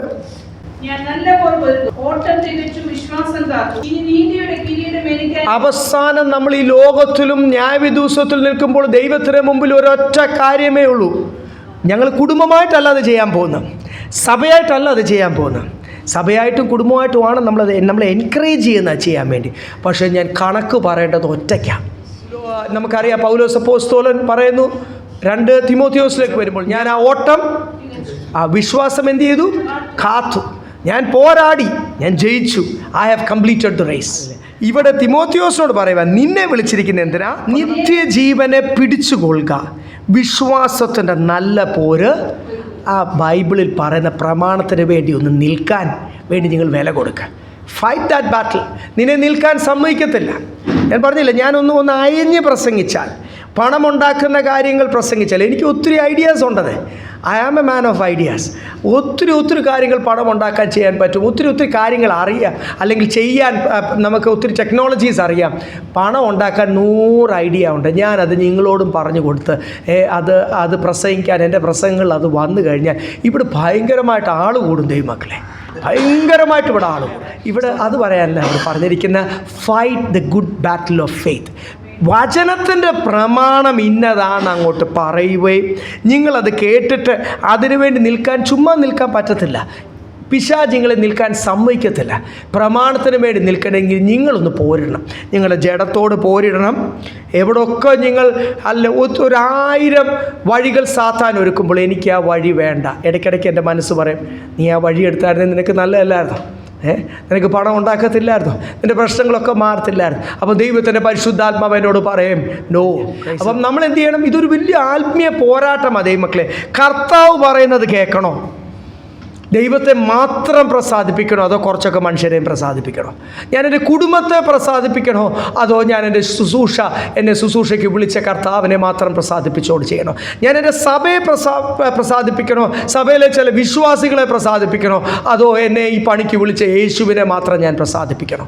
ഇത് എനിക്ക് മാത്രമല്ല, ഈ ഒരു ഫൈറ്റ് നിങ്ങൾക്ക് ഓരോരുത്തർക്കും ഉണ്ടാവും. നിങ്ങളുടെ ജോലി മേഖലയിലും നിങ്ങളുടെ കുടുംബ മേഖലയിലും. ഇവിടെ പരിശുദ്ധാത്മാവ് ഇത് പറഞ്ഞുകൊണ്ട് ഞാൻ നിങ്ങളെ ബലപ്പെടുത്തുക. Fight the good battle of faith. ഇത് വിശ്വാസത്തിന് വേണ്ടി ഒരു പോരാട്ടം. ഈ പോരാട്ടത്തിൽ ഞാൻ ജയിച്ചാൽ ഞാൻ ജയിച്ചു. ജയിക്കുന്നവരെയാണ് കർത്താവ് സ്വീകരിക്കുന്നത്. ഹല്ലേലൂയ. കാഹളം ഊതുമ്പോൾ എടുക്കപ്പെടുന്നവരാരാ? ജയിക്കുന്നവർ എന്നോട് കൂടി വാഴും. അപ്പോൾ ക്രിസ്തീയ ജീവിതത്തിൽ രക്ഷിക്കപ്പെട്ട സമയത്ത് മാത്രമല്ല പോരാട്ടം, അവസാനം വരെയും പോരാട്ടമുണ്ട്. ആ ബാക്കി ഒന്നുകൂടെ വായിച്ചേ. വിശ്വാസത്തിൻ്റെ നല്ല പോര്, നിത്യജീവനെ പിടിച്ചുകൊള്ളുക. ഇനി അടുത്ത ഒരു കാര്യമാണ്, അനേക സാക്ഷികളുടെ മുമ്പിൽ എന്ത് ചെയ്യണം? നല്ലൊരു സാക്ഷ്യം വേണം, നല്ലൊരു സ്വീകാര്യം കഴിക്കണം. അത് വളരെ അത്യാവശ്യമാണ്. കർത്താവിന് വേണ്ടി നിൽക്കുമ്പോൾ സാക്ഷ്യം കെടുത്തുന്ന എന്തെങ്കിലും അവസ്ഥകൾ ഹല്ലേലൂയ നമ്മുടെ ജീവിതത്തിൽ വരാതെ, സാക്ഷ്യം കെട്ടില്ലേലും സാത്താൻ പറഞ്ഞുകൊണ്ട് നടക്കും. ഹല്ലേലൂയ, അത് വേറൊരു വിഷയം. നമുക്കും കർത്താവുമായിട്ടാണല്ലോ ആ നല്ല പ്രാഗൽഭ്യം. അതുകൊണ്ട് നമ്മളിൽ നിന്ന് മുൻപോട്ടുള്ള ക്രിസ്തീയ ജീവിതത്തിൽ സാക്ഷ്യം കെടുത്തുന്ന ഒരവസ്ഥ എൻ്റെ അയൽവക്കക്കാർ കേൾക്കുന്നുണ്ട്. ഞാൻ ജോലി ചെയ്യുന്ന സ്ഥലത്ത് ആൾക്കാർ എന്നെ കാണുന്നുണ്ട്, പഠിക്കുന്ന സ്ഥലത്ത് ആൾക്കാരെന്നെ കാണുന്നുണ്ട്. സാക്ഷ്യം എൻ്റെ വീട്ടിൽ ഒരപശബ്ദവും വരാതെ നമ്മൾ ഓരോരുത്തരും തീരുമാനം എടുക്കണം. നമ്മുടെ കുടുംബത്തിൽ നിന്ന് ആൾക്കാരെ എൻകറേജ് ചെയ്യുന്ന കാര്യങ്ങൾ മാത്രം വരുക. സാക്ഷ്യത്തോടു കൂടി നിൽക്കുക. വിശ്വാസത്തിന് നല്ല പോരാടുക. നിത്യജീവൻ മുറുക്കെ പിടിക്കാൻ പറഞ്ഞിരിക്കുന്ന എന്തിനാ? ഇടയ്ക്കൊക്കെ ആത്മീയ ക്ഷീണം വരുമ്പോൾ ആരാണ് നമ്മുടെ കയ്യിൽ നിന്ന്, അല്ലെങ്കിൽ നമ്മുടെ ജീവിതത്തിൽ നിന്ന് നല്ല വിശ്വാസവും നിത്യജീവിതവും നല്ല കാഴ്ചപ്പാടൊക്കെ എടുത്തു കളയുന്ന ആരാ? സാത്താനല്ലേ. സാത്താൻ നോക്കിയിരിക്കുക. ഞാൻ വചനമൊക്കെ പഠിപ്പിക്കുന്ന ദൈവദാസനായിരിക്കും, പക്ഷെ നോക്കിയിരിക്കുക. അവസാനം എൻ്റെ ഏതെങ്കിലും ഒരു ആത്മീയ ക്ഷീണത്തിൻ്റെ നിമിഷം എന്നെ പിരിയിളക്കി പ്രമാണവും വിട്ട് ദൈവനാമം ദുഷിപ്പിക്കുന്ന ഒരു അനുഭവത്തെ കൊണ്ടുവരുവാൻ സാത്താൻ പകൽ നോക്കിയിരിക്കുമ്പോൾ നമ്മൾ എന്ത് ചെയ്യണം? നമ്മളെ തന്നെ കവർ ചെയ്ത് നിൽക്കണം, അല്ലെങ്കിൽ നമ്മളെ തന്നെ ശ്രദ്ധിച്ച് നിൽക്കണം, നർമ്മതരായി തീരണം. ഇല്ലേ? ദൈവം നമ്മളെ സഹായിക്കേണ്ട വലിയ ആഴമുള്ള മർമ്മങ്ങളാണ്. അത് മനസ്സിലാകുവാൻ കർത്താവ് നമുക്കൊരു കൃപ തരട്ടെ. ജീവിതത്തിൽ പ്രാക്ടീസ് ചെയ്യുവാൻ കംപ്ലൈൻ്റ് ഒന്നുമില്ലാതെ വീണ്ടും കഴിഞ്ഞ ആഴ്ചയും ഈ ആഴ്ചയും ദൈവത്തിൻ്റെ ആത്മാവ് നമ്മളെ ഓർപ്പിച്ചത് നടത്തുന്ന അവസ്ഥയിൽ കംപ്ലൈൻ്റ് ഇല്ലാതെ സംതൃപ്തിയോടുകൂടിയായിരിക്കാൻ. Praise the Lord. ഞാൻ പറഞ്ഞാലേ കർത്താവിന് എൻ്റെ കാര്യങ്ങൾ അറിയത്തുള്ളൂ. നിങ്ങൾ ചിലരൊക്കെ ചോദിക്കുന്ന ഒരു സംശയമാണ്, നമ്മളിപ്പോൾ നമ്മുടെ വിഷയങ്ങളൊക്കെ പ്രാർത്ഥിക്കണ്ടേ? പ്രാർത്ഥിച്ചില്ലേ കർത്താവിന് എന്ത് ചെയ്യത്തില്ല? അറിയത്തില്ല. നമ്മുടെ കൂട്ടാ കർത്താവ്. മനുഷ്യൻ്റെ ബുദ്ധിയൊക്കെ ഉള്ളൂ. അങ്ങനെയാണോ? അതോ എൻ്റെ ഉള്ളിലുള്ള ഏത് വിളച്ചിലും എൻ്റെ ഉള്ളിലുള്ള ചിന്തയും ഇനി എന്തിനാണ് കർത്താവിനെ സേവിക്കുന്നത്? ഞാൻ പുറമേ വലിയ ആത്മീയ കാര്യം പറയുമ്പോൾ എൻ്റെ ഉള്ളിൽ പണം ഉണ്ടാക്കാനും പണം കിട്ടാനുള്ള ആഗ്രഹമാണോ എന്നുള്ള കാര്യം വരെ ആർക്കറിയാം. അങ്ങനൊരു വല്ലഭനായ, വലിയവനായ, ഭയങ്കരനായ, holy and reverend is his name, ഭയപ്പെടുവാൻ യോഗ്യനായ ഒരു വലിയവനായ കർത്താവിനെ നമ്മൾ സേവിക്കുന്നത്. കർത്താവിനെ അറിഞ്ഞ് ജീവിച്ചാൽ അടിയൊക്കെ കൊള്ളാതെ, മോശയുടെ കൂട്ട് അവസാനം കനാലിലെത്തുന്ന ഒരു പരുവത്തിലൊക്കെ ആകാതെ, പെറുവെറുപ്പ് വേണ്ട, പിരിമുറുക്കം വേണ്ട, ഇളക്കം വേണ്ട. നമ്മളിപ്പം കടന്നു പോകുന്ന അവസ്ഥകളൊക്കെ ദൈവം അറിഞ്ഞാണ്. ഉറപ്പുണ്ടോ? ദൈവം അറിഞ്ഞാണ്. നമ്മൾ ഭൗമികമായിട്ടും ആത്മീയമായിട്ടും സഭയായിട്ടും കുടുംബമായിട്ടും ഒക്കെ കടന്നു പോകുന്ന അവസ്ഥ ദൈവം അറിഞ്ഞാണ്. Who is responsible for this? കർത്താവാ. പിന്നെ നമ്മൾ എന്തിനാണ് നമ്മൾ ഭാരപ്പെടുന്നത്? കർത്താവ് നമ്മളെല്ലാവരും ബലപ്പെടുത്തട്ടെ. സ്തോത്രം.